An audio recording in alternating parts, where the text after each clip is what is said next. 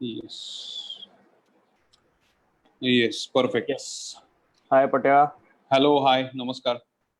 काही जण live already join झालेत. फॅन्टास्टिक. अमोल पाठारे दिसत आहेत मला. अनेक जण जॉईन झालेत. अरे वा, सुपर. एकच मिनिट, मी फक्त फेसबुकचं लाईव्ह पण एकदा हो हो, येस. करतो. तोपर्यंत मी तेल पावडर करून घेतो. Okay, so Rishikesh Joshi has join. आवाज ओव्हरलॅप होतोय आता. एक सेकंड ना, एक second.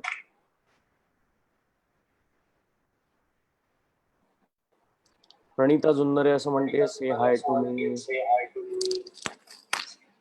High Pranita. Pooja Sawant is online. Hi hi Amol. Amol hi म्हणतोय फेसबुक वरती. आणि क्षितिज लाईव्ह आहे, फक्त तो जरा साऊंडचा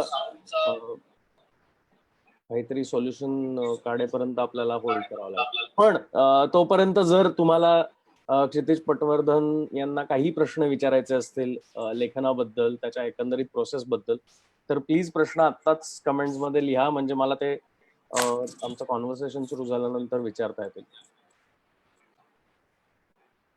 मंदार, मी मस्त आहे, तू कसा आहेस? हे आता ओव्हरलॅप नाही होत आहे. हा, मला आवाज तरी येतोय आणि आय होप बाकी सगळ्यांना आवाज येतोय, आमच्या दोघांचाही. सो इंस्टाग्राम वरचे जे कोणी लाईव्ह आलेले आहेत, भूषण असं म्हणतोय, भावा बोल की. भूषण, इनफॅक्ट तूच बोल आणि आम्हाला सांग की आवाज येतोय की नाही. सगळ्यांना माझा आवाज येतोय का, म्हणजे दोन्हीकडे एफबी आणि इन्स्टावर व्यवस्थित? एफबी वर आवाज येतोय, नो इश्यूज. आय थिंक इंस्टाग्रामचं एकदा कन्फर्म केलं पाहिजे आपण. Okay. Tarkesh, thank you. Please enjoy the show once again. Okay, great.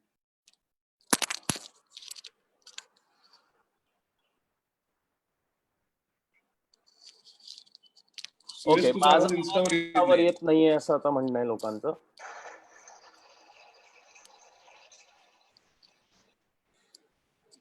आता आवाज येतोय इंस्टावर? आवाज तुझा आवाज इंस्टावर येतोय? हो, येतोय, मला येतोय. ओके, सो अनेक लोक, अनिश इज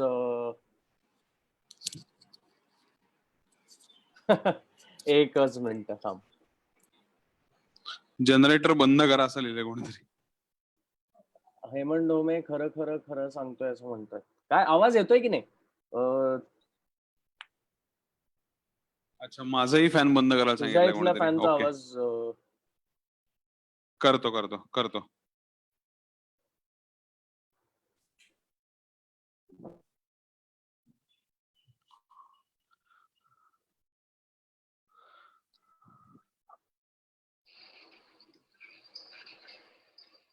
शांतता.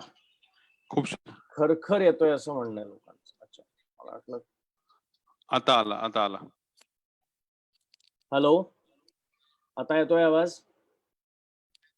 हो, येतोय येतोय. तुला येतोय, पण बाकीच्या थँक्यू बोललोय कसं लिहिलंय? हो, मला येतोय, मला व्यवस्थित येतोय. Okay, thank you Hemant. आवाज येतोय हे तू कन्फर्म केल्याबद्दल. खूप बेटर. आवाज येतोय, सेक्सी येतोय, अशा काही कमेंट झाल्या. Okay, so finally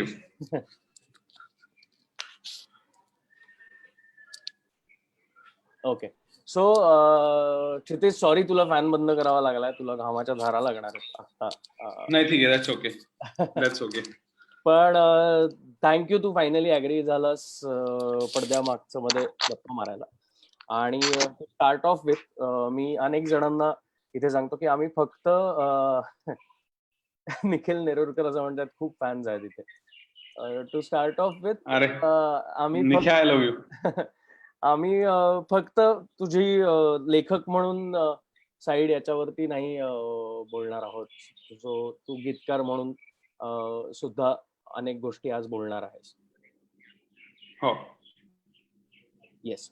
so to start off with, तू जेव्हा कॉलेजमधनं एकांकिकांमध्ये अभिनय करायचास आणि तू फक्त ऍक्टर म्हणून सुरुवात केली होतीस करिअरची, तर हे लेखनाचं एक आपल्यात दडलेलं स्किल आहे, ते तुला कसं जाणवलं? का कोणी जाणीव करून दिली त्याची एकांकिका करत असताना कॉलेजमधल्या काय? नाही, ते ऍक्च्युली असं होतं की मी शाळेपासनं काही कथा, कविता, निबंध वगैरे लिहायचो. आणि त्यानंतर कॉलेजमध्ये गेल्यानंतर मला माहिती होतं की आता जे काही सगळं चाललेलं आहे, तर त्याच्यामध्ये आता आपल्याला काही पटकन लेखक म्हणून संधी मिळणार नाही. तर बऱ्याच वेळेला असं असतं ना की आपल्याला एका गल्लीतनं एंट्री नाही मिळाली की आपण शेजारच्या गल्लीतनं जातो. तसं मी लेखनाला तिकडनं एंट्री न मिळाल्यामुळे मी उजव्या बाजूनी यांनी गेलो, काय म्हणतात त्याला, ऍक्टिंग थ्रू तिकडनं गेलो. आणि असं वाटलं की ह्याच्यात आपलं काहीतरी होईल. पण त्याच्यात काही होईना. म्हणजे ऍक्टिंग करायला लागल्यानंतर इमिजिएटली एकच सेकंड ना, काय हवंय, व्हॉल्यूम डबल येतो. काय कमी करायचं, लॅपटॉपचा व्हॉल्यूम कमी करायचा. लॅपटॉपचा व्हॉल्यूम कमी. एक मिनिट. खरखर येते खूप मला सुट्या तुझ्या इथे. लॅपटॉपचा स्पीकर हा, येते आता ऐकू सगळ्यांना? मला उत्तम ऐकू येत आहे. Okay, great. सो कॉलेजमध्ये गेल्यानंतर असं लक्षात आलं की ऍक्टिंग आपण जी काही करतोय, म्हणजे त्याला आपण एक सेकंड, मी फक्त सगळं सेटिंग नीट लावतो. लेखकाला किती सेटिंग करायला लागतंय तुम्हाला आता लक्षात आलं? मी आता तेच म्हणणार होतो की होईल प्रोसेस आहे. हा, सो तिथे ऍक्टिंग करायला गेल्यानंतर असं लक्षात आलं की आपल्याला हे येत नाहीये. कारण मी एकटा होतो ज्याच्यासाठी 16 17 17 वेळा सीन थांबायचा. 16 17 17 वेळा सीन थांबायचा. आणि आज थांब, आज तुझा चेहरा कट होतोय लॅपटॉपवर, म्हणजे फेसबुकवर. आता येतोय? नाही, चेहरा कट होतोय, आवाज नाही, चेहरा कट होतोय. अच्छा, चेहरा कट होतोय. एक सेकंड. सगळी धडपड कॅमेरा मागची तुम्हालाही आवाज कळत असेल. कॅमेरा मागची धडपड ही असतेच लेखन. एक सेकंड होल्ड करा.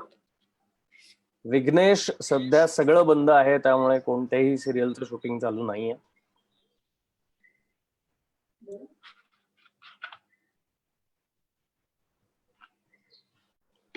माझा आवाज डबल येतोय, कारण क्षितिशच्या इथला आवाज मला वाटतं जरा कमी जास्त जर त्यांनी मॅनेज केला. हो, मी करतो, एक सेकंड. ओके, आता येतोय? दिसतोय मी? आवाज येतोय? ओके, दोघांचाही? हो, आवाज येतोय. येस, येतोय. आणि सर तुम्हाला हॅलो म्हणतात क्षितिशजी. नमस्कार. करूया, आपण बोलूया, सुरूया. येस, एकदा आवाज फक्त आवाज येतोय असं म्हणणं आहे. येस, चला. सो पुन्हा एकदा मी त्या प्रश्नाकडे जातो की जेव्हा तू सुरुवात केलीस तेव्हा तू अभिनेता म्हणून सुरुवात केलीस, आणि तर काय कारण, आणि मग लेखकाचा तुझा एक प्रवास सुरू झाला. सो त्याबद्दल. नाही, मी म्हणलं तसं कॉलेजमध्ये मी गेलो होतो तेव्हा मी काय म्हणतात, लेखक मला पटकन होता येणार नाही माहिती होतं, कारण ऑलरेडी कॉलेजमध्ये खूप कॉम्पिटिशन असते. आणि त्यात आमच्या कॉलेजमध्ये बाहेरनं एकांकिका तेव्हा बसवायचे, म्हणजे आमचे सिनियर्सच एकांकिका बसवायचे. सो त्याच्यामध्ये पटकन आपण काहीतरी लिहू आणि ते आवडेल आणि ते सगळ्यांना मिळून एकत्र करता येईल हे इम्पॉसिबल होतं. सो अशा वेळेला असं वाटलं की आपण ऍक्टिंग आपल्याला थोडीफार जी काही जमते, कारण मला शाळेत वाचिक अभिनयाची बक्षिसं मिळाली होती आणि मला असा कॉन्फिडन्स होता की आपल्याला ऍक्टिंगही जमेल. म्हणून मी तिथे गेलो आणि मला काहीच शून्य जमलं मला. आणि मला पहिल्याच वर्षी लक्षात आलं की हे आपल्याला शक्य नाहीये. ऍक्टिंग हा काय आपला प्रांत नाहीये. आपल्याला वाचता उत्तम येतं, पण आपण स्टेजवर गेलो की आपली तंतर होते, आपण घाबरतो स्टेजला अत्यंत.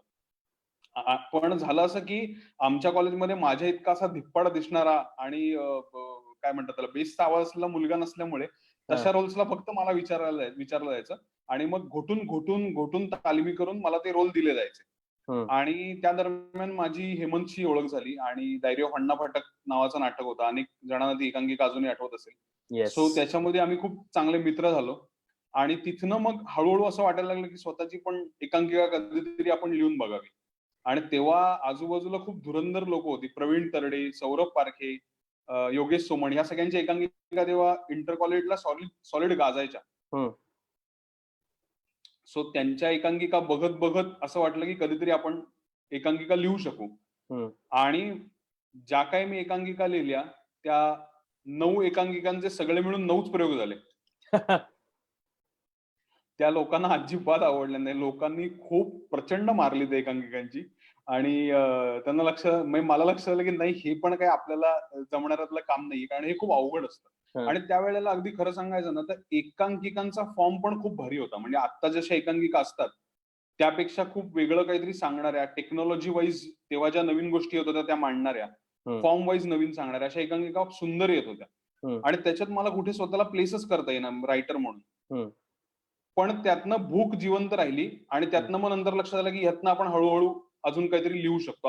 असं ते सुरू झालं. ऍक्च्युली ते इनकम्प्लीट होतं म्हणून ते राहिलं आणि ते सुरू झालं.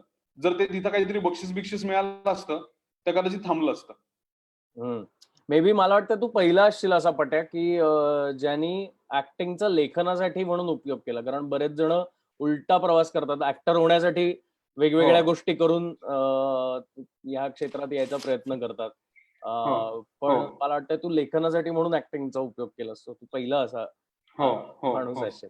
पण तू म्हटलास की तू ज्या सुरुवातीला एकांकिका लिहिल्यास त्या जणांना आवडल्या नाही आणि तुला असं जाणवलं की हे आपल्याला हे बहुतेक लोकांना आवडत नाहीये. तर ही जी वेळ येते प्रत्येक लेखकाच्या आयुष्यात की जेव्हा आपण एखादं केलेलं लेखन प्रेक्षकांपर्यंत त्या ताकदीने पोहोचतच असं होत नाही, किंवा काही वेळेला आपण वेगळ्या अर्थाने किंवा वेगळ्या कॉन्टेक्स्ट मध्ये काहीतरी लिहितो आणि त्याचं वेगळंच काहीतरी प्रेक्षकांपर्यंत पोहोचतं. तर अशा वेळेला लेखक म्हणून तुझी काय प्रोसेस असते? To make it simple and make it more understandable for everyone. नाही, त्याच्यात बेसिकली असं असतं की तो जो प्रोसेस आहे ना ती भयंकर वाईट असते. म्हणजे त्याचा भयंकर तुम्हाला त्रास होत असतो आणि तेव्हा तुमचं कोणी नसतं. कारण म्हणजे फ्लॉप लिहिणाऱ्या माणसाचं कोणी नसतं जगामध्ये, हे मला त्यावेळेला कळून चुकलं. जे काय ते आपणच आहोत आणि त्याची सगळी जबाबदारी ही आपल्यावर आहे. सो आपल्याला हे लक्षात घेतलं पाहिजे की जर आपलं काही चुकलं, जर आपलं काही कमी पडलं तर त्याची सर्वस्वीची जबाबदारी आहे. एकच आहे ना, त्याची सर्वस्वीची जबाबदारी आहे ती आपल्यावर आहे, हे आपल्याला लक्षात ठेवायला पाहिजे. आणि त्यानंतर असंख्य वेळा असं व्हायचं की मी घरी रात्री मॅथ्सचा अभ्यास करतो असं सांगून वही उघडायचो. मी एकाच खोलीत राहायचो. सो वही उघडायचो आणि त्याच्यावर एक सीन लिहायचो. आणि मग माझे वडील मधनच उठायचे आणि ते म्हणायचे, काय अभ्यास करतोयस तू, बघू जरा मला.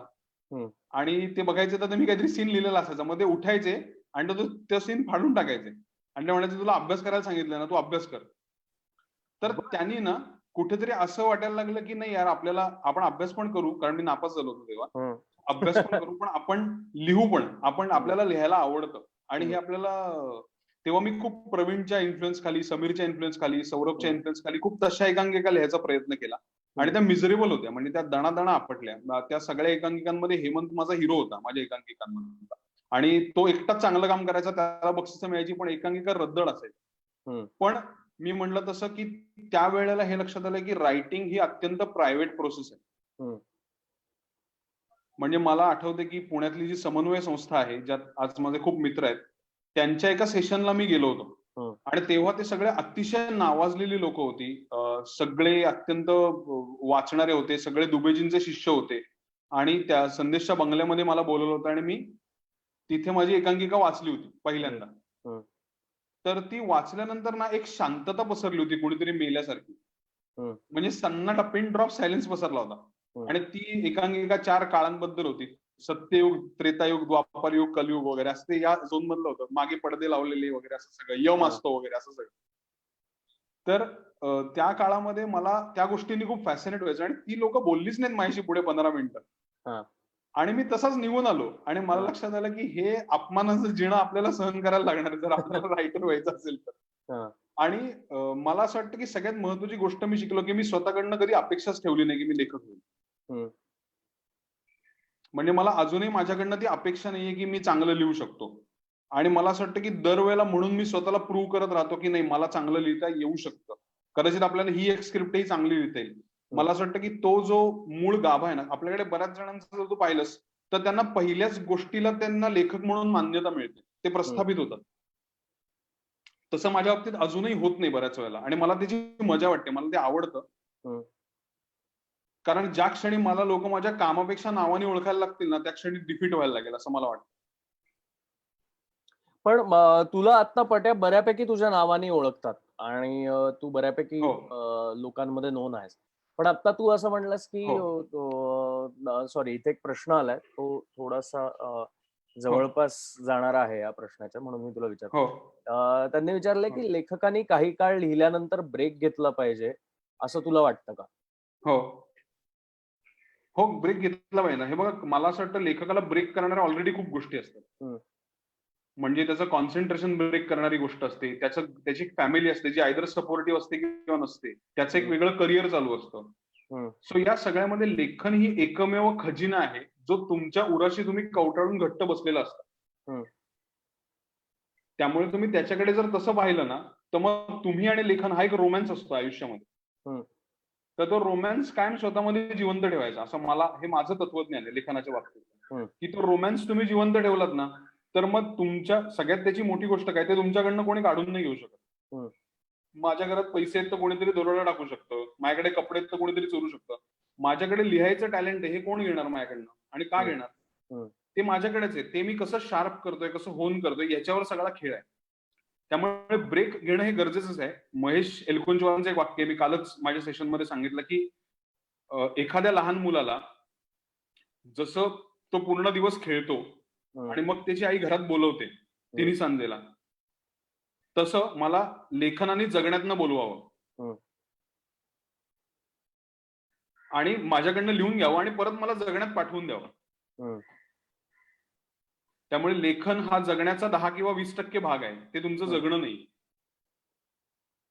पट्या, आपण लेखनाविषयी बोलतोय, तर आता तू अनेक नाटकं लिहिली आहेत, तू सिनेमे लिहिलेत, पण त्याबरोबर तू अनेक वेगळ्या गोष्टींमध्ये सुद्धा लेखक म्हणून बरेचदा तू वेगवेगळ्या काही गोष्टी ट्राय आउट करत असतोस. तू गीतकार सुद्धा आहेस. तू आता अमेयचे ज्या पद्धतीने तू काय म्हणतात वाईन्स जे व्हिडिओचे युट्यूबच्या चॅनलसाठी लिहून देतोयस, वाकचा स्वॅग. हा, त्या व्यतिरिक्त तू काही शोज लिहिलेले आहेत, तू डायलॉग्स लिहिलेले आहेत. तर हे जे एका लेखकाला अनेक अवेन्यूज असतात लेखक म्हणून स्वतःला एक्सप्लोर करण्याचे, त्याबद्दल काय सांगशील? कारण अनेक जण जसं तू म्हणालास तसं त्यांची सुरुवात प्रत्येक वेळेला सक्सेसफुल होतेच असं नाही, की सुरुवातीला लिहिलेली एकांकिका असेल, सुरुवातीला काही केलेलं लेखन असेल, ते कदाचित खोडून टाकलं जातं पूर्णपणे त्या ग्रुपकडनं, ते ज्यांच्यासमोर वाचन करतायत त्यांच्याकडनं. पण लेखक म्हणून अनेक अवेन्यूज आहेत जे सुद्धा लेखकांनी एक्सप्लोर केले पाहिजेत, त्याबद्दल काय सांगशील? बरं, नाही, मला असं वाटतं की तुम्ही कुठल्याही एका साच्यात न अडकणं फार गरजेचं आहे. म्हणजे मी एकांकिका लिहितो तर मी एकांकिकाच लिहितो, मग मी माझा कम्फर्ट झोन सोडणार नाही. एकांकिकामुळे खूप लेखकांचं नुकसान झालंय, खूप मोठ्या मोठ्या लेखकांना महाराष्ट्र मुकलाय कारण ते एकांकिकांमध्ये अडकून पडले. तर मला असं वाटतं की एकांकिका असेल, व्यावसायिक नाटक असेल, त्याच्यानंतर एखादा इव्हेंट असेल, जाहिरात असेल, मी पत्रकारिता सुद्धा काही काळ केली, त्यामुळे पत्रकारिता असेल, त्याच्यानंतर गाणी लिहिणं असेल, जिंगल्स लिहिणं असेल, हे सगळे वेगवेगळे अव्हेन्यूज आहेत आणि हे सगळे सुंदर आहेत. या सगळ्याचं एक बलस्थान आहे, त्याची मजा आहे आणि लेखक म्हणून तुम्हाला यातली प्रत्येक गोष्ट काही ना काहीतरी शिकवते. सो मला असं वाटतं की ह्या प्रत्येकाचं काय बलस्थान आहे, आपण कुठे रमतोय हे आपल्याला कळायला पाहिजे. म्हणजे आपल्याला जमणं आणि आपण रमणं याच्या मधला जो काळ आहे तो त्या माध्यमात आपण घालवला तर आपण त्याचे छान काय म्हणतात जॅक ऑफ ऑल ट्रेड होऊ शकतो आपण. आणि मला असं वाटतं की ते रमलो की मग पुढे जायचं, रमायचं नाही फार. आपल्याला फार मोबाईल असं समजायचं नाही, रमायचं नाही, पुढे जायचं आणि अजून लिहित राहायचं, एक्सप्लोर करत राहायचं. जसं दुबेजींच्या बाबतीत होतं की 5 प्रयोग केले की त्यांचा इंटरेस्ट संपायचा, त्यांना असं व्हायचं की चला नवीन नाटक करूया.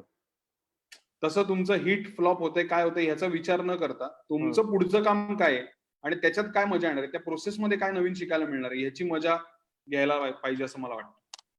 सो आता प्रोसेसचा विषय निघालाच आहे आणि तू प्रोसेस बद्दल बोलतोच आहेस, तर तुझी गीतकार म्हणून प्रोसेस काय असते? म्हणजे लेखन म्हणून आपल्याला अनेक आजूबाजूला रेफरन्सेस असतात आणि बरेचदा आपण आपल्या हो. आजूबाजूच्या गोष्टी, कॅरेक्टर्स ऑब्झर्व करतो आणि ते आपल्या लेखनात रिफ्लेक्ट होतात. पण गीतकार म्हणून तुझी काय हो. प्रोसेस असते? कारण गाणं लिहिणं आणि तुझी काही काही गाणी इतकी सुंदर आहेत की जी लोकांच्या फार जवळची आहेत, तू लिहिलेल्या काही गाण्यांपैकी. जसं की हो. आता लेटेस्ट गाण्यांपैकी हो. खारी बिस्किट मधलं गाणं, जी मला हो. मला माहिती आहे हो. की अनेक लोकांच्या खूप जवळची गाणी आहेत तू लिहिलेली, आणि हो. ते बरोबर शब्द सुचणं किंवा ते प्रेक्षकांच्या जवळ जाणं, याची एक गीतकार म्हणून तुझी प्रोसेस काय असते? नाही, मला असं वाटतं की सगळ्यात पहिले तुम्हाला त्या गाण्याचा श्रोता होता आला पाहिजे, उत्तम श्रोता होता आला पाहिजे. कारण तुमच्या समोर आता तर जनरली चालीवरच गाणी लिहितो मी. सो अशा वेळेला ना तुम्हाला पहिले त्या गाण्याचा चांगला श्रोता होता आला पाहिजे, आणि ते ज्या रिकाम्या जागा आहेत ना, त्या अशा डोळे बंद करून समोर ठेवून ना त्याच्यावर छान छान शब्द तुम्हाला सुचतात. हे माझी प्रोसेस आहे. ते शब्द सुचतात आणि त्या प्रत्येक शब्दाला एक वजन असतं. म्हणजे एखादा शब्द लोखंडासारखा असतो, एखादा कापसासारखा असतो, एखाद्यामध्ये तुम्हाला ळ दिसतो, एखाद्याला ट दिसतो, एखादा ल काय ध दिसतो. एखादं गाणं अत्यंत मऊसूत रेशमासारखं असतं, मग त्याच्यात तुम्हाला कठीण अक्षर दिसत नाही. आणि ह्या सगळ्याच्या पलीकडे जाऊन ना त्याचा भावार्थ काय आहे, त्या त्या सगळ्या गोष्टीचा भावार्थ काय आहे, त्या सगळ्यामधनं काय म्हणायचंय आणि ते किती छान पद्धतीने म्हणता येते, याचा विचार गीतकारांनी करायला लागतो. सो काय म्हणतात त्याला, तुला जपणार आहे सारखं गाणं आहे, ज्याची चाल माझ्याकडे ऑलरेडी आली होती. मी 3 वेगवेगळे ड्राफ्ट लिहिले होते. सो काय आता, कधी हसणार आहे, आता हा मीटर आहे, पण त्याच मीटरवर अजून 3 वेगवेगळ्या ओळी लिहिल्या होत्या, वेगवेगळे अप्रोच लिहिले होते. पण हे फायनल झालं याचं कारण हे सिम्पल होतं काय आणि हे लिहिले होते ते अजून प्रत्येक 3 आयुष्यात approach? रिलेटेबल होतं. अजून 3 अप्रोच लिहिले होते. त्याच्यामध्ये एक असा होता, ये वाटून घेऊ दुनिया, ये हाती खाऊ दुनिया,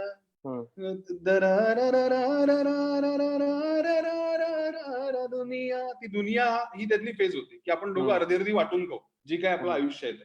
पण असं वाटलं की ह्यापेक्षा कधी हसणार आहे, कधी रडणार आहे, मी सारी जिंदगी माझी तुला जपणार आहे, हे अत्यंत सोपं आणि सगळ्या नात्यांना रिलेट होईल असं काव्य आहे.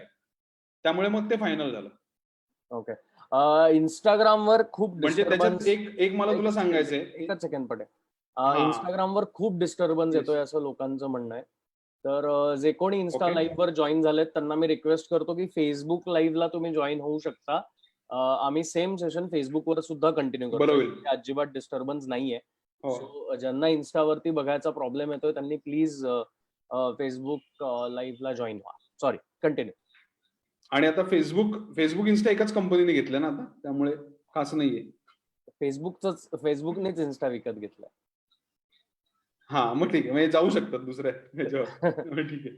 सो आपल्याला त्याच्यामध्ये काही फायदा नाहीये, ते कुठल्याही प्लॅटफॉर्मवर आले तरी सुद्धा त्याच्यात हा, तर त्याच्यात बेसिकली असं होतं की, म्हणजे फॉर एक्झाम्पल काय, भावाची लढाऊ दुनिया, बहिणीची भाऊ दुनिया.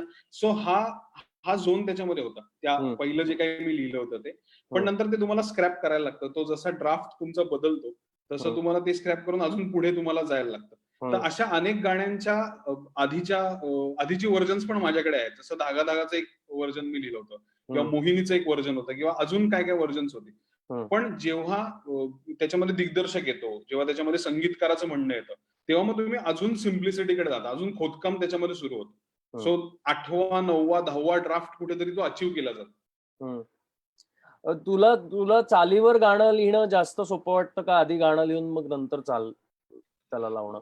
नाही, मला स्वतःला आधी लिहायला आवडतं. म्हणजे जसं बघतोस काय मुजरागरच्या वेळेला माझ्या राजाला केलं होतं, तर तेव्हा मला ज्या क्षणी हेमंतनी सिच्युएशन सांगितली ना, त्या क्षणी मला असं काय आतनं सुचलं माहित नाही.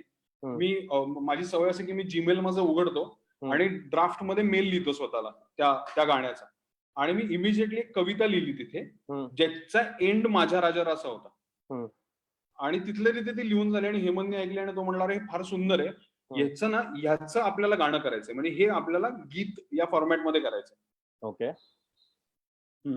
म्हणजे ते असं होतं, पेटलेले दगड सारे आज आसू ढाळती, पेटलेले दगड, थांबा, बोलणारे दगड सारे आज आसू ढाळती, पेटलेली ही मने इतिहास सारा जाळती, वार हे अंगावरी सांग मी झेलू किती, मिसळलो मातीमध्ये तरी शब्द हे ओंकारती, माझ्या राजार माझ्या शिवबार. वा, कमाल. एकच मिनिट, काही कमेंट्स येतात, काही प्रश्न येतात, ते त्यांच्याकडे पण आपण जरा लक्ष देऊया. सई तामणकर हाय म्हणते आणि ती म्हणते की you are amazing and keep being amazing, असं सईचं म्हणणं आहे. Thank you Sai, thank you so much, thank you so much Sai. Sai thank you. त्यानंतर लेखकाला बराच वेळ एका खोलीत खूप वेळ बसून राहावं लागतं, अशा वेळी लेखकांनी अनुभव विश्व समृद्ध करण्यासाठी काय करावं? काय नाही, घरातनं बॅग घ्यावी आणि बाहेर पडावं. घरातनं बॅग उचलणे आणि बाहेर माणसांमध्ये जाणे याच्यासारखा दुसरा एक्सरसाइज नाही, त्याच्याशिवाय काही पर्याय नाहीये. म्हणजे कुठल्याच आर्ट फॉर्म करणाऱ्या माणसाला जोवर तुम्ही जगात बाहेर जात नाही ना, तोवर तुम्ही, मला नाही वाटत तुम्ही चांगला आर्ट फॉर्म परस्यू करू शकता. तुम्ही म्हणजे इमॅजिन करू शकता घरात बसून, पण ते तुमच्या जाणीवेतनं, नेणीवेतनं, तुमच्या बॅकग्राऊंड मधनं, तुमच्या जवळच्या माणसांमधनं, तुम्ही पाहिलेल्या गोष्टींमधनच येतं. त्याशिवाय ते येऊ शकत नाही. ज्याला तुम्ही ऍक्टिंगच्या भाषेत पण म्हणता मेमरी ऑफ इमोशन्स. एखादी गोष्ट तुम्ही आधी झालीये तुमच्या आयुष्यात, त्याची मेमरी आणून ऍक्टिंग करता.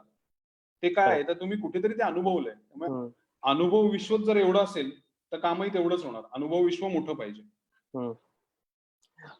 पट्या, एक खूप टेक्निकल मुद्दा आहे, पण मला वाटतं तो आपण आत्ताच कव्हर करून टाकूया, म्हणजे आपल्याला पुढे अजून वेगळ्या गोष्टींवर बोलता येईल.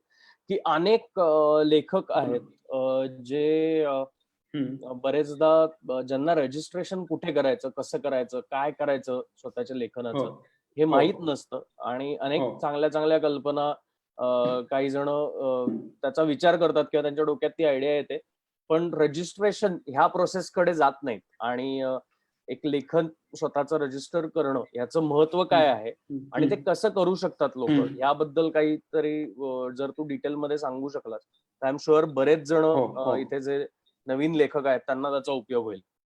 हो, नाही, त्याच्यासाठी मी आता रायटर फर्स्ट नावाचं युट्यूब चॅनल माझं सुरू केलंय. त्याच्यामध्ये पुढच्या आठवड्यात मी एक व्हिडिओ टाकणार आहे, ज्यात पूर्ण रजिस्ट्रेशनची प्रोसेस काय आहे हे समजावणार आहे. म्हणजे अथपासून इथपर्यंत कॉन्सेप्ट कशी रजिस्टर करायची.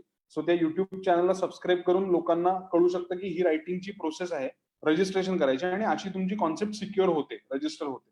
सो ते मी करणार आहे डेफिनेटली. त्यासाठी SWA इंडिया म्हणजे स्क्रीन रायटर असोसिएशन, त्यांच्या वेबसाईटवर जाऊन तुम्हाला करायला लागतं. पण त्याच्यासाठी तुम्हाला अंधेरीतल्या त्यांच्या ऑफिसवर येऊन त्यांच्याकडनं नोंदणी पत्र घ्यायला लागतं आणि मग ती प्रोसेस सुरू होते. सो ती टेक्निकली काय प्रोसेस आहे हे मी एका व्हिडिओद्वारे सांगणार आहे. ओके. सो ज्यांना हा प्रश्न आहे, ज्यांना माहिती नाही स्वतःचं लेखन कुठे रजिस्ट्रेशन करायचं, त्यांनी प्लीज क्षितिजच्या युट्यूब चॅनलला आणि इंस्टाग्रामवरती त्यांनी सुरू केलेल्या नवीन चॅनलला प्लीज फॉलो करा. सो तुम्हाला त्यातल्या डिटेल्स मिळतील. पट्या, अनेक वेळेला अनेक लोकांचा प्रवास हा कथेपासून सुरुवात होतो, की छोटी कथा लिहितात किंवा एखादं वर्णन लिहितात, मग त्याचा कथा विस्तार करतात आणि मग त्यातले संवाद महत्वाचे. तुझा प्रवास उलटा झालाय असं तुम्हाला सांगत होतास, की तू सगळ्यात आधी संवाद लेखन सुरू केलंस, मग कथा विस्तार स्क्रीन, आणि मग तू कथा लेखनाकडे गेलास. तर ह्या प्रवासाबद्दल जरा सांग ना. नाही, मी काय म्हणतात त्याला, मी अपघाताने सिनेमाचा लेखक झालेला माणूस आहे. मला कधी आयुष्यात वाटलं नव्हतं की मी कधी सिनेमाचं लेखन करीन. मला ऍक्च्युली सिनेमाबद्दल खूप रोमॅन्स होता, खूप मजा होती. पण त्या सगळ्या याच्यामध्ये असं वाटलं नव्हतं की सिनेमामध्ये आपलं काहीतरी करिअर होईल, आपण सिनेमा लिहू शकू. आणि समीर आणि अंकुर काकतकर या माझ्या मित्रांमुळे मला ती अपॉर्च्युनिटी मिळाली की मी एका सिनेमाचे डायलॉग्स लिहिले. आणि ते जसं आपण म्हणतो ना की कमी तिथे आम्ही, की ही गोष्ट कमी वेळात आणि पटकन करायची आहे, तर मग कोण आहे बाबा. तर या बाबतीत माझे मित्र काय माझ्यावर विश्वास ठेवतात, जी फार चांगली गोष्ट आहे. आणि तो विश्वास त्यांचा मी बऱ्यापैकी आतापर्यंत सार्थ ठरवलाय. सो तशा बाबतीमध्ये जेव्हा मी आणि समीर कोलॅबरेट पहिल्यांदा झालो, त्यानंतर गोष्टी सुरळीत होत गेल्या आणि त्यानंतर आम्ही डायलॉग्स लिहिले पहिल्यांदा. मग एका साऊथ फिल्मच्या रिमेक मध्ये त्याचा स्क्रीन प्ले लिहिला आणि मग मी स्वतःची कथा लिहिली, जी टाइम प्लीज होती माझ्या नाटकावरनं. सो माझा प्रवास पूर्ण उलटा आहे, संवाद, पटकथा, कथा. त्या प्रवासाचा तुला काही प्रमाणात फायदा झालाय का तोटा झालाय, तुला काय वाटतं? नाही, मला असं वाटतं की त्या प्रवासाचा फायदा झाला. 100% फायदा झाला. म्हणजे कुठेही मला असं नाही वाटत की त्या प्रवासाचा मला तोटा झाला. अमेयानी एक प्रश्न विचारलाय की एखादी कन्सेप्ट सुचली तर त्याची फिल्म करावी का नाटक करावं का वेब सिरीज करावी, हे ओके. कधी आणि कसं ठरवतोस? हे सॉरी मला ऐकू येत नाही. अमेयानी विचारलंय की एखादी तुला कन्सेप्ट सुचली तर त्याची फिल्म करायची हो का त्याचं नाटक करायचं का त्याची हो. वेब सिरीज करायची, हो. हे तू कसं आणि कधी ठरवतोस? नाही मला असं वाटतं की ती गोष्टच मला सांगते की माझं काय व्हायचंय. ते मला असं वाटतं की मी नाही ठरवत ते. ती गोष्ट मला सांगते की मला फिल्म व्हायचंय, मला नाटक व्हायचंय किंवा मला वेब सिरीज व्हायचंय. म्हणजे मला कसं? असं वाटतं की इसेन्शियली ड्रामा हा असतो त्या गोष्टीमध्ये. आणि जशी जशी ती गोष्ट तयार होते ना तसं तसं तुम्हाला दिसतंय की ही ना कदाचित एका प्रोसिनियम मध्ये घडणारी गोष्ट आहे किंवा ही वेगवेगळ्या भागांमध्ये घडणारी गोष्ट आहे किंवा ही गोष्ट एका सरळसोट अनुभवामध्ये घडणारी गोष्ट आहे. तशा पद्धतीने त्याचं वर्गीकरण होतं. म्हणजे नवागडी नवरात जे नाटक म्हणून सुचलं, पण लाला देशमुख जो आपला सगळ्यांचा मित्र आहे, श्रीरंग देशमुख, त्यांनी पहिल्या वाचनात असं सांगितलं होतं की ही मित्रांनो ही खूप चांगली फिल्म आहे. आणि आम्ही हसलो होतो. आम्ही त्याला म्हणलं की चल रे फिल्म कशी होईल. तर त्याला त्याच्यात फिल्म दिसली होती. आणि जेव्हा मी फिल्म केली तेव्हा मी त्याला फोन केला, म्हणलं अरे थँक्यू, तू म्हणला होतास, ती पॉसिबिलिटी होती त्याच्यामध्ये. सो मला असं वाटतं की तीनही माध्यमं जी आहेत त्याच्यामध्ये तुम्ही ते टाकून बघायचा, तो ऐवज तुम्ही टाकून बघायचा. कुठल्या याला तो कपडा सूट होतोय त्याप्रमाणे तो त्याचा आकार घेत जातो. म्हणजे लालाला क्रेडिट द्यावं लागेल त्या फिल्मचं की त्यांनी नाटक वाचून आहे सांगितलं लालाला मोठं क्रेडिट आहे, प्रश्नच नाही. लालाला क्रेडिट आहेच. पण पट्या तू नाटकं डेफिनेटली अनेक लिहिली आहेत, तू फिल्म्स लिहिल्या आहेत, तू वेबसाईट सुद्धा काही ना काही लेखन केलं, पण तू टेलिव्हिजनकडे कधीच वळला नाहीयेस आणि तू टेलिव्हिजनसाठी कधीच काही लिहिलं नाहीयेस. तर असं काही ठरवून केलंयस का तुला टेलिव्हिजन हे माध्यम लेखनासाठी योग्य वाटत नाही? काय कारण आहे की ज्याच्यामुळे तू हे केलं नाहीयेस? नाही मला असं वाटतं की टेलिव्हिजन हे जे माध्यम आहे ना त्या माध्यमामध्ये लेखकाला प्रतिष्ठा नाही असं माझं मत आहे. म्हणजे कोणालाही सिरियलचा रायटर कोण आहे हे माहिती नाहीये, सिनेमाचा रायटर कोण आहे माहिती असतं, पण कोणालाही जर तुम्ही बाहेर विचारलं तर अतिशय कमी लोक अशी आहेत ज्यांना माहिती की अच्छा सिरियलचा लेखक हा आहे, या सिरियलचा लेखक हा असतो. जसं मला माझ्या सिनेमाच्या पोस्टरवर माझं नाव हे दिग्दर्शकाबरोबर येतं किंवा हॉलिवूडमध्ये जर तुम्ही पाहिलं तर सिनेमाच्या फॉर्मॅटमध्ये प्रोड्युसरची स्लेट, रायटरची स्लेट आणि मग डिरेक्टरची स्लेट येते. सो रायटरला त्यांनी सेकंड इन चार्जचं महत्व दिलेलं आहे तिथे, जे माझ्या सुदैवाने माझ्या निर्मात्यांनी पण मला दिलंय. रणजित अनिश असतील, संजय शाबरी असतील, झी स्टुडिओ असेल किंवा समीर पण त्यावेळेला अनेकदा भांडलाय त्या क्रेडिटसाठी. तर सिरियल मध्ये ती गोष्ट एकतर खूप मागे पडते पहिली. दुसरी गोष्ट अशी आहे की सिरियल लिहिताना ना तुम्हाला 24 तास अलर्ट राहायला लागतं. 24 तास की आज हा ऍक्टर नाहीये त्याच्याऐवजी ह्याच्याबद्दल सीन लिहायचा आहे. मग कोणीतरी ईपी तुम्हाला येऊन सांगणार की ऍक्च्युली असं नाही ना, आपल्याला हे असं असं करायचंय. तर ती काही अशी प्रोसेस नाहीये की रोज तुम्हाला सेम आकाराच्या जिलब्या पाडायच्या, असं तर नाहीये. त्यामुळे त्याच्यासाठी एक वेगळी टेम्परामेंट लागते, ती माझ्याकडे नाहीये. मला अजिबात त्या लेखकांना कमी लिखायचं नाहीये जे सिरियल लिहितात. ती खूप मोठी आर्ट आहे, ते क्राफ्ट आहे मोठा. फक्त मला असं वाटतं की जर मी काहीतरी लिहितोय, जर मी माझ्या मनाचा एक कप्पा काढून देतोय जो परत येणार नाहीये, तर तो अशाच माध्यमात लोकांनी बघावा जिथे त्याची किंमत आहे.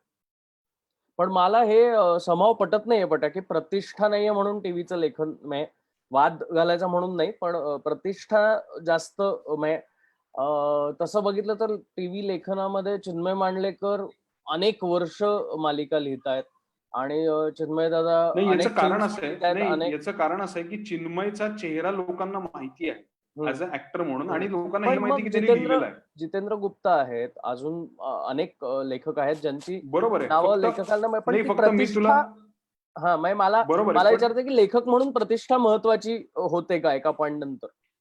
आहे नाही, याचं कारण असं की मला काय वाटतं की तुमच्या कामाबद्दल काहीतरी साहित्य मूल्य तयार होत असतं. ते साहित्य मूल्य तयार व्हायची स्पेस सिरियल मध्ये राहिलेली नाही आता. ओके.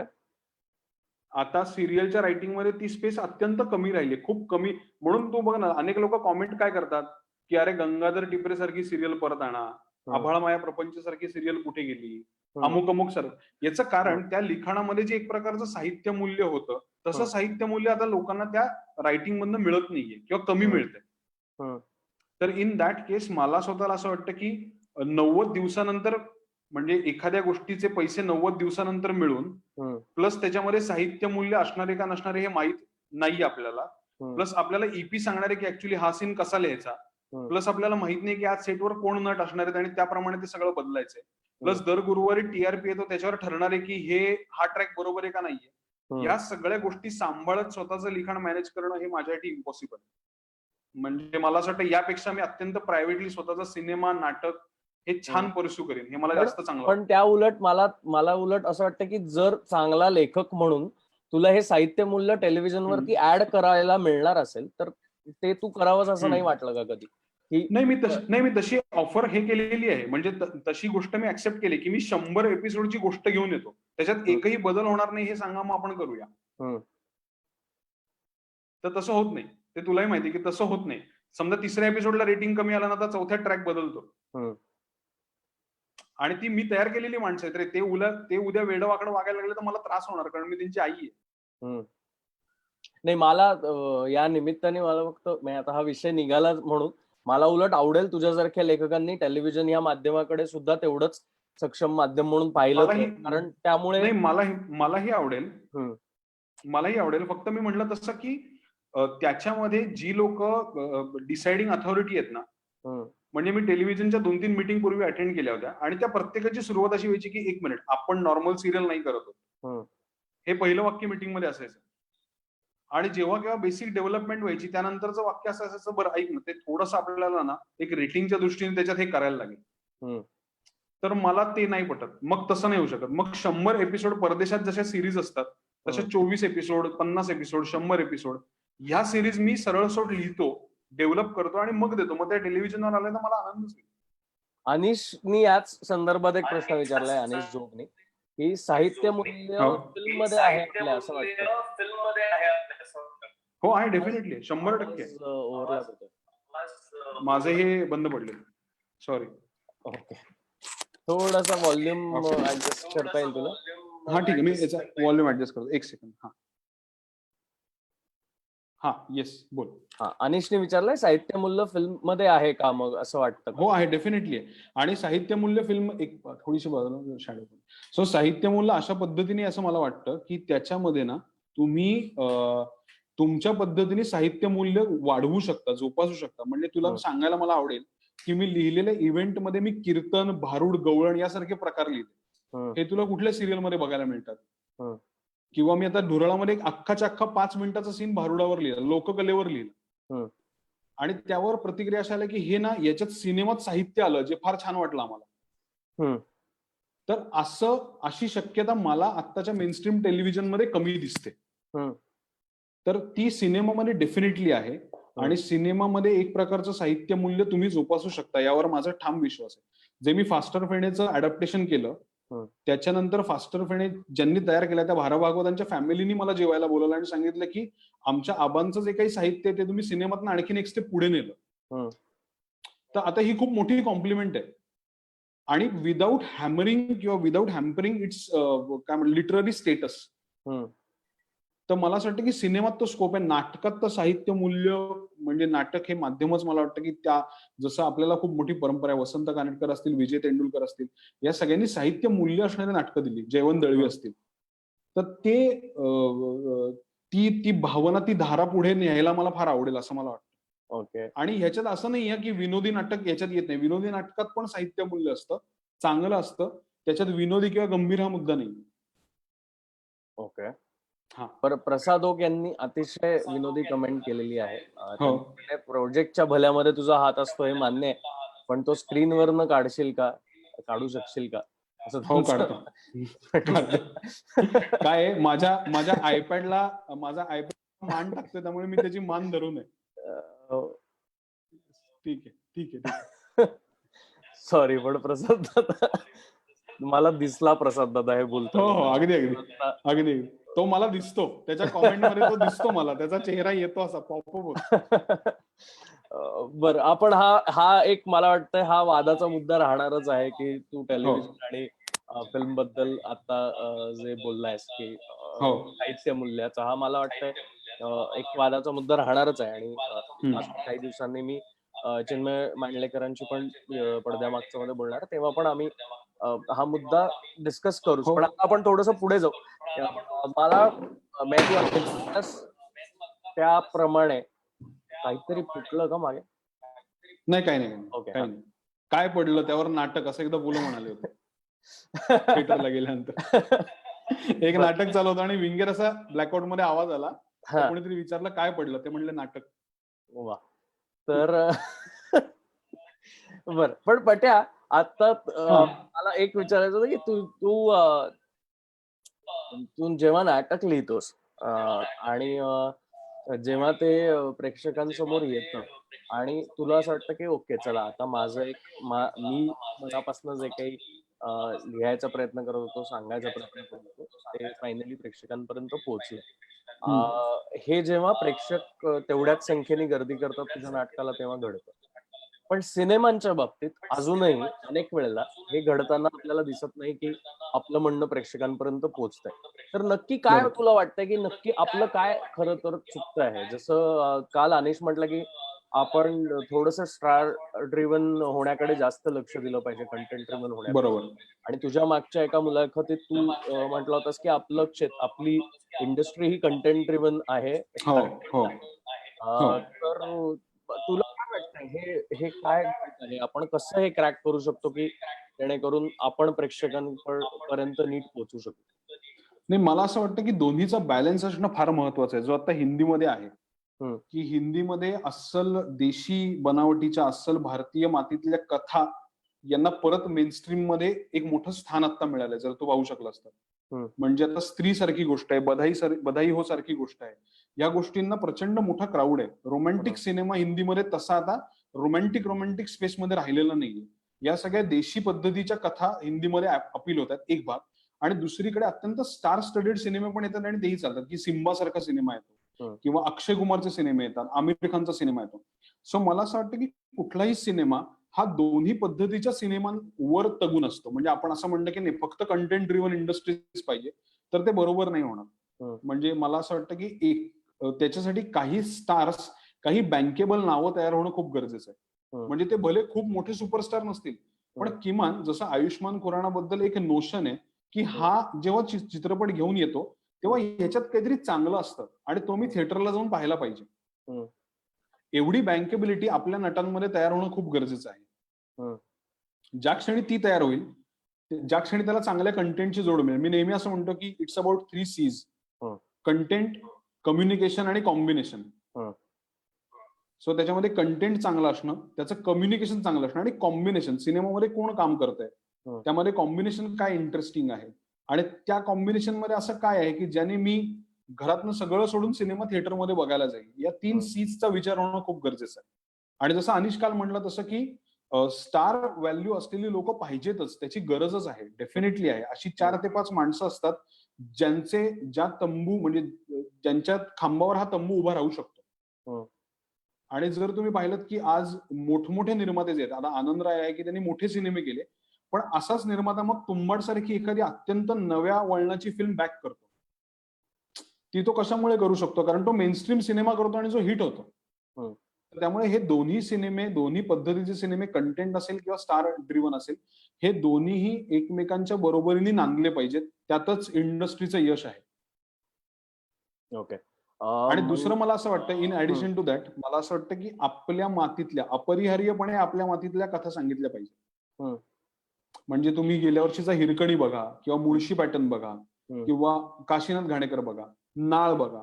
या सिनेमांची खासियत काय, तर हे सगळ्या सिनेमांच्या ज्या कथा आहेत ना, त्या अपरिहार्य मराठी माणसाच्या, मराठी मातीतल्या कथा आहेत. आणि जोपर्यंत आपण हॉलिवूडचं, म्हणजे पूर्वी हॉलिवूडचं किंवा बॉलिवूडचं किंवा हिंदीचं अंधानुकरण न करता अशा गोष्टी सांगतो ना, त्या लोकांना डेफिनेटली बघायला आवडतं.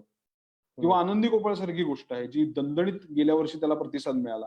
तर काय त्याच्यामध्ये, तर आपल्या मातीतल्या माणसांची कथा आहे जी प्रत्येक मराठी माणसाला, मग तो जगाच्या कुठल्याही कानाकोपऱ्यात असेल, त्याला ती कथा बघायला आवडेल की अरे मराठी माणसांबद्दल, मराठी मातीत झालेला हा सिनेमा आहे. सो त्यांच्या सेन्सिबिलिटीचं, त्यांच्या जाणीवेचं तुम्ही जर काही सतत दाखवू शकलात चांगल्या चांगल्या पद्धतीने, तर आय गेस आपला सिनेमा खूप चांगला होईल. आणि आता लॉकडाऊन किंवा या सगळ्या नंतर ह्या सगळ्याचं एक रिव्हॅल्युएशन करायची वेळ, अतिशय योग्य वेळ आली की आपला कंटेंट कसा तयार होणार आहे, तो कोण बघणार आहे. त्याच्यासाठी थिएटरमध्ये लोक येणार आहेत का तो फक्त OTT प्लॅटफॉर्म्सवर बघितला जाणार आहे? मग त्याचं मॉड्यूल काय, हे सगळं जसं अनिश निकाल सांगितलं की ते सगळं एक ठरवायची वेळ आहे. आता ही वेळ आहे की हे ठरवायला पाहिजे. तर तसं ठरवणं रायटर्सनी पण करायला पाहिजे की एखादा सिनेमा लिहिताना त्याच्यामध्ये काय एक्झॅक्टली पाहिजे, कोण असलं पाहिजे, त्याचा ऐवज किती असला पाहिजे, त्याचा एक प्रोडक्शन ड्राफ्ट करताना काय गोष्टी आपल्याला आधीच खबरदारी घेता येऊ शकते. तुला आठवते क्लासमेटच्या वेळेला आपण जवळपास 40 मिनिटं टेबलवर एडिट केली होती. आज तुम्ही तेवढी रिस्क घेऊच शकत नाही सिनेमा बनवताना, तेवढे पैसे तुमचे शूटिंगला घालवूच शकत नाही. सो त्यामुळे मला असं वाटतं लेखकांची जबाबदारी खूप जास्त होते की त्यांनी प्रिसाईज लिहायला पाहिजे आणि आपल्या मातीतलं लिहायला पाहिजे. ओके. एक इथे कमेंट आली आहे मंगेश दिवाणजी यांचं म्हणणं आहे की चॅनलच्या सोकॉल्ड अधिकाऱ्यांनी याचा विचार करावा आणि पूर्वीसारख्या 52 किंवा 104 भागांच्या मालिका आणाव्यात. ओके मंगेशजी, मला माहिती नाही आपण काय काम करता, पण गेल्या काही दिवसात आम्ही टेलिव्हिजन EPs बद्दल बोलणारं एक सेशन केलं होतं कल्याणी बाठारे सोबत. तर तुमच्या प्रश्नाचं उत्तर मला तिथे वाटतंय तुम्हाला मिळू शकतं. फक्त तुमची ज्या कमेंटचा टोन आहे तो फारच चुकीचा आहे. सो कॉल्ड अधिकारी वगैरे म्हणण्याचा अधिकार मला नाही वाटत आपल्याला कुणालाही. मला त्यांचा प्रश्न नाही कळला. मला प्रश्न नाही त्यांचं मगाशच्या आपण मालिकांबद्दल जे बोलत होतो त्याच्याबद्दल म्हणणं आहे की तुम्ही पूर्वीसारख्या 52 किंवा 104 मालिका भागांच्याच मालिका आणाव्यात सो दॅट त्याच्यात साहित्य मूल्य. नाही, मला या बाबतीत असं वाटतं की मला या बाबतीत कसं आहे की चॅनलची रेस, TRP ची रेस ही अत्यंत क्रुएल गोष्ट आहे. त्याच्यापासून त्याला कोणीच नाकारू शकत नाही आत्ताच्या काळामध्ये. झी सारखी वाहिनी असेल, कलर्स असेल, सोनी स्टार प्रवाह असेल, तुम्ही बघितलं तर गेल्या 3 वर्षामध्ये यांचं प्रोग्रॅमिंग किंवा यांच्या मालिका या पुणे मुंबई सेंट्रिक सोडून नागपूर, कोकण, विदर्भ, मराठवाडा ह्या प्रांतामध्ये गेल्यात आणि तिथली लोकल माणसं हिरो म्हणून आता त्या मालिकांमध्ये यायला लागली. तर अशा वेळेला पॅन महाराष्ट्र तुम्हाला कंटेंट तयार करणं हे खूप मोठं टास्क आहे प्रोग्रामिंग टीमसाठी पण. त्यामुळे मला असं वाटतं की त्यांना सरसकट ते निर्बुद्ध आहेत किंवा त्यांना ऍटिट्यूड असतो, ते ॲरोगंट आहेत असं म्हणणंही चुकीचं आहे. कारण ते सगळं चॅनल चालवणं आणि ती तारेवरची कसरत सांभाळत कंटेंट तयार करणं हे प्रचंड मोठे आहे. हे बोलणं सोपं आहे पण ते करणं खूप अवघड आहे, याची मला जाणीव आहे. म्हणून मी मगाशी म्हणलं तसं की मी कधीच सिरियल लिहिणाऱ्या माणसांना दुय्यम लेखत नाही. काही चित्रपट लेखक असे असतात की म्हणतात अरे सिरियल काय लिहितात, माझं असं अजिबात म्हणणं नाहीये. सिरियल लिहिणं ही वेगळी आर्ट आहे, वेगळा क्राफ्ट आहे. आपण एका घरात राहून सुयश पाहिलंय की आशुतोष परांडकर मान मोडून सिरियल लिहिली त्याने, जय मल्हार सारखी अत्यंत लोकप्रिय सिरियल, आणि किती कष्ट केले. माझं एवढंच म्हणणं की ती टेम्परामेंट माझ्यात नाहीये आणि माझ्यात तेवढा पेशन्स नाहीये म्हणून मी ते लिहू शकत नाही त्या माध्यम. पण लिमिटेड एपिसोडचं मला लिहायला आवडेल. ओके. पट्या सॉरी टेक्निकल आहे पण थोडासा आवाजएको होतोय माझा आवाजएको होतोय कारण व्हॉल्यूम थोडा जास्त आहे तर तो कमी करता केला कमी. ओके. तारकेश जोशी यांचं म्हणणं आहे की क्षितिज दादा कॉमेडी मूवी और सिरियस मूवी तुम्हाला कोणता कॉमेडी मूवी और सिरियस मूवी तुम्हाला कोणता सिनेमा लिहायला जास्त आवडतो आणि लॉकडाऊन नंतर तुमचा नवीन सिनेमा बघायला मिळेल का? लॉकडाऊन नंतर काय आपण सोडून देऊया तुझा जॉनर. लॉकडाऊन नंतर आपण एकमेकांना बघायला मिळू का हा प्रश्न आहे. सिनेमे नंतर आपण एकमेकांना बघायला मिळालं तरी फार आहे, मस्त आहे, छान आहे, त्याच्यावर आता समाधान मानूया. रतन टाटांनी न म्हणलेलं कोणता ऍज अ लेखक म्हणून हा प्रश्न आहे त्याचा. नाही, मला असं वाटतं की बऱ्याच वेळा असं होतं की तुम्ही सिरियस लिहिता पण त्याची कॉमेडी होते. त्यामुळे मला स्वतःला इन्स्पिरेशन देणारे कामं खूप आवडतात, इन्स्पिरेशन देणाऱ्या मूव्हीज खूप आवडतात स्वतःला लिहायला. लाईफ इज ब्युटिफुल असेल, पर्सूट ऑफ हॅपीनेस असेल, चिल्ड्रन ऑफ हेवन असेल, हा माझा, किंवा पिकू सारखा सिनेमा असेल आपल्या इथे लेटेस्ट बनलेला, कपूर अँड सन्स असेल, हा माझा स्वतःचा अतिशय आवडता जॉनर आहे. मानवी नातेसंबंध आणि त्यातनं होणारे बदल हा माझ्या आवडीचा विषय. ओके.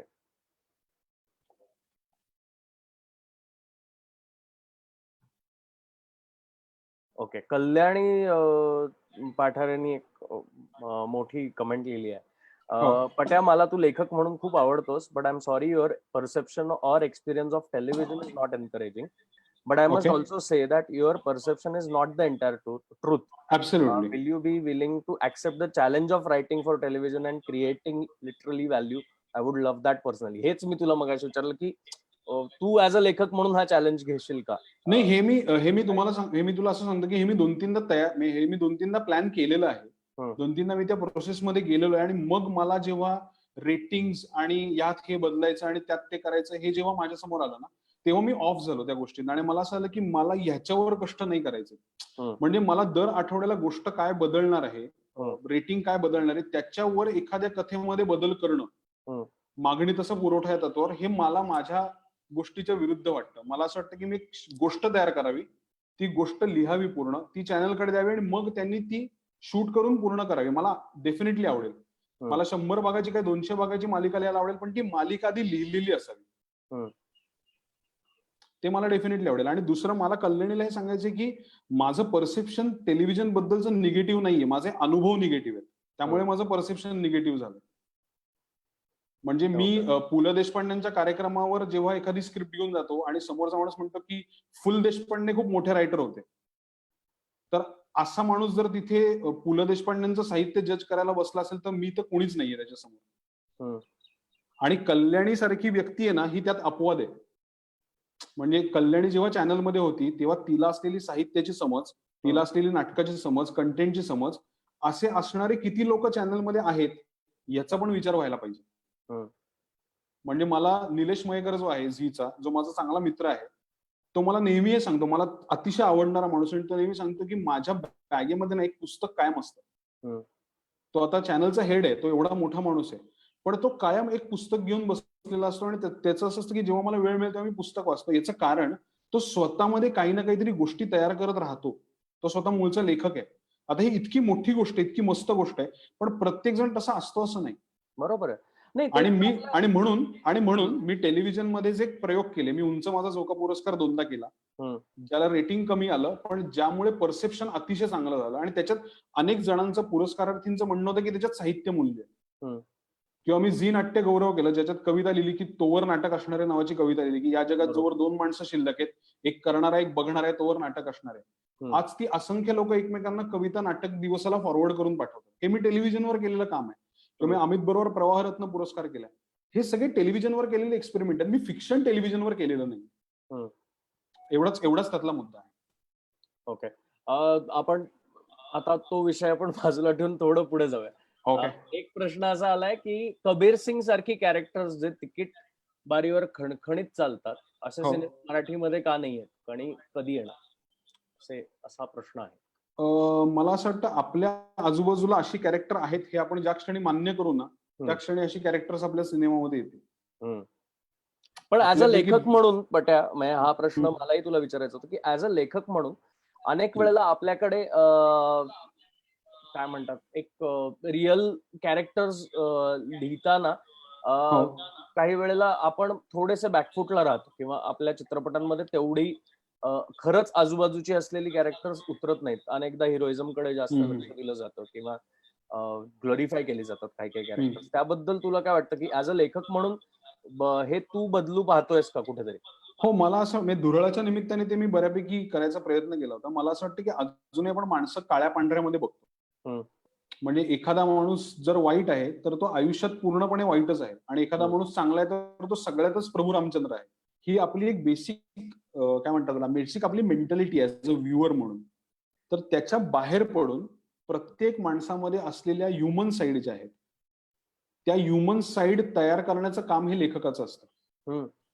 म्हणजे एखाद्या माणसामध्ये प्रचंड वैगुण्य आहे, प्रचंड ड्रॉबॅक्स आहेत, पण त्याची एक अशी बाजू आहे जी त्याला प्रचंड मोठा माणूस बनवते.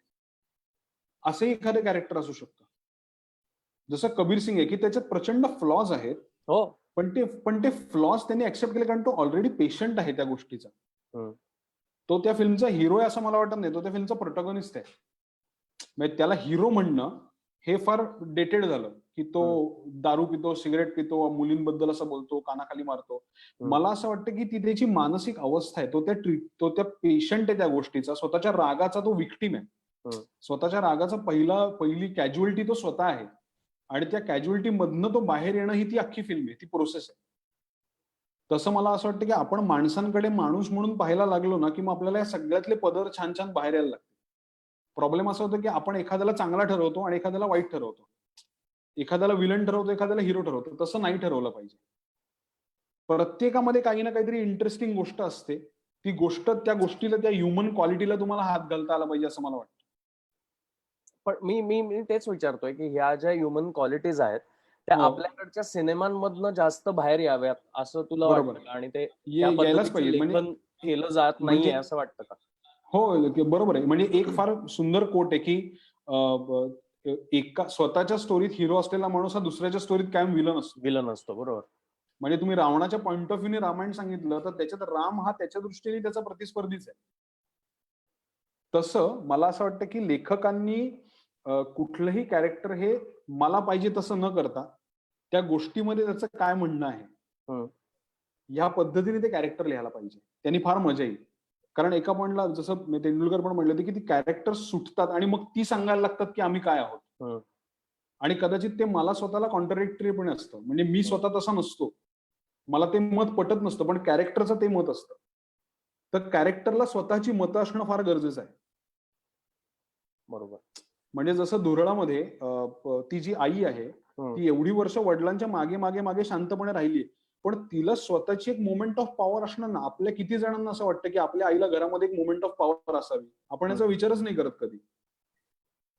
आणि जर ती मिळाली तर आपल्याला वाटतं की ज्याला आपली आई कशी स्वार्थी निघाली. हा आपला पहिला पॉइंट ऑफ व्ह्यू आहे त्याकडे बघायचा. पण आपण ह्युमन म्हणून ते बघत नाही. बरोबर. त्याच अनुषंगाने प्रत्येक कॅरेक्टरकडे बघायला पाहिजे असं असं मला डेफिनेटली वाटतं. बरोबर. मगाशी आपलं बोलणं चालू असताना हर्षदा खानविलकर सुद्धा जॉईन झाल्यात आणि त्यांनी सांगितलंय की प्लीज त्याला सांग की मी त्याची फॅन आहे. Thank you so much. थँक्यू ताई. थँक्यू. मंदार थँक्यू. होळकर असं म्हणतोय की माझा आवडता गीतकार आणि 2 स्पेशल. अरे थँक्यू. असं त्याचं थँक्यू मंदार. थँक्यू. रवी पवार एक प्रश्न विचारतात. कथा एकाची आणि त्यावर पटकथा दुसऱ्याची, या प्रोसेस मध्ये कथेला योग्य न्याय मिळतो का? आणि क्षितिज, तुम्ही स्टोरी लिहून झाल्यावर स्क्रीन प्ले करता की आधीच स्क्रीन प्ले करता? मला असं वाटतं सिनेमाचा रायटिंग हा कोलॅबरेटिव्ह भाग आहे. त्याच्यामध्ये ती समूह कला आहे. ती एकट्याने लिहून लगेच देऊन टाकून ती संपवायची गोष्ट नाही. बऱ्याच वेळेला असं असतं की तुमची कथा हा तुम्हाला सुचलेला भाग असतो. त्याची पटकथा कशी होईल हे तुम्ही आणि दिग्दर्शक मिळून ठरवता. किंवा दिग्दर्शक म्हणू शकतो की कथा तुझा फोर्टे आहे, मी स्क्रीन प्ले दुसऱ्या कोणाकडनं तरी लिहून घेतो. म्हणजे जसं त्याचं फुलवणं हे कदाचित वेगळ्याचा फोर्टे असू शकतो. आणि तसं संवाद हा तिसऱ्या एखाद्या माणसाचा फोर्टे असू शकतो. तुम्ही बघितलं तर परदेशात वेगवेगळ्या सिरीजमध्ये टीम ऑफ रायटर्स असते. 10 लोक लिहित असतात. याचं कारण त्यांच्याकडे एक बायबल नावाचा प्रकार असतो. म्हणजे जसं एखाद्या पेपरचं स्टाईल बुक असतं. म्हणजे तुम्ही साधं बघितलं की एखाद्या पेपरमध्ये धोनी लिहिलेलं असतं आणि एखाद्या पेपरमध्ये ढोणी लिहिलेलं असतं. तर हा त्यांचा स्टाईल बुकचा मुद्दा आहे. त्यांची स्टाईल बुक असते जिथे फॉलो करतात. तसं मोठमोठ्या सिरीजला किंवा फिल्म्सना एक स्टाईल बुक फॉलो केली जाते लेखनाची. की ह्या कॅरेक्टरची ही वोकॅब्युलरी आहे, त्याचं हे म्हणणं आहे, त्याचा हा पॅटर्न आहे स्पीकिंगचा. त्या पद्धतीने त्या गोष्टी फुलवल्या जातात. आणि मग मला असं वाटतं बऱ्याच वेळेला असं होतं मला हा एक्सपेरिमेंट करायला कधीतरी आवडेल किंवा काही वेळेला मी केलेला पण की मी फक्त गोष्ट लिहिली आहे आणि पुढे दुसऱ्या लेखकाने त्यावर एंटायरली नवीन काहीतरी फुलवलं. तर त्याच्यामध्ये ना एक 2 शक्यता असतात. आयदर ते आपल्या मनासारखं होणार नाही आणि दुसरं ते मनासारखं होईल. पण आपण ह्याची तयारी ठेवली पाहिजे की आपल्या मनासारखं न होता पण ते चांगलं होऊ शकतं. ओके. मला असं वाटतं हा सगळ्यात महत्वाचा मुद्दा आहे की माझ्या मनासारखं नाहीये पण ऍक्च्युली जास्त चांगलं आहे हे म्हणण्याचा ओपननेस आपल्यामध्ये पाहिजे.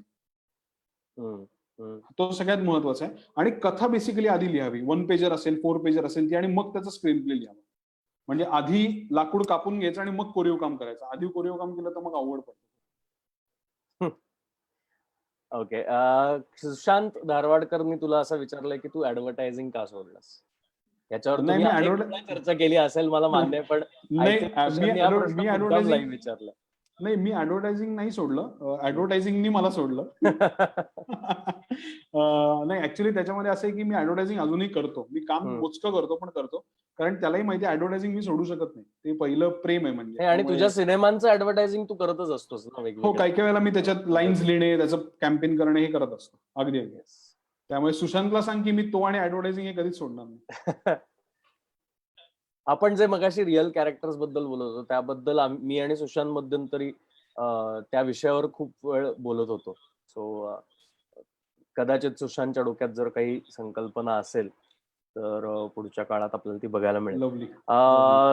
स्वप्ना कदम यांचं म्हणणं आहे, आणि मगाशी अजून एका नवीन ऋतुजा पाटील हिचं पण तेच म्हणणं आहे की तुझ्याकडून त्यांना हे जाणून घ्यायचं आहे की नवीन जे रायटर्स आहेत त्यांनी कुठल्या पद्धतीची लेखन, कुठल्या पद्धतीची पुस्तकं वाचावीत, अशी काही सिरीज आहेत का की जे त्यांनी फॉलो केलं पाहिजे ऍस्पायरिंग रायटर्ससाठी?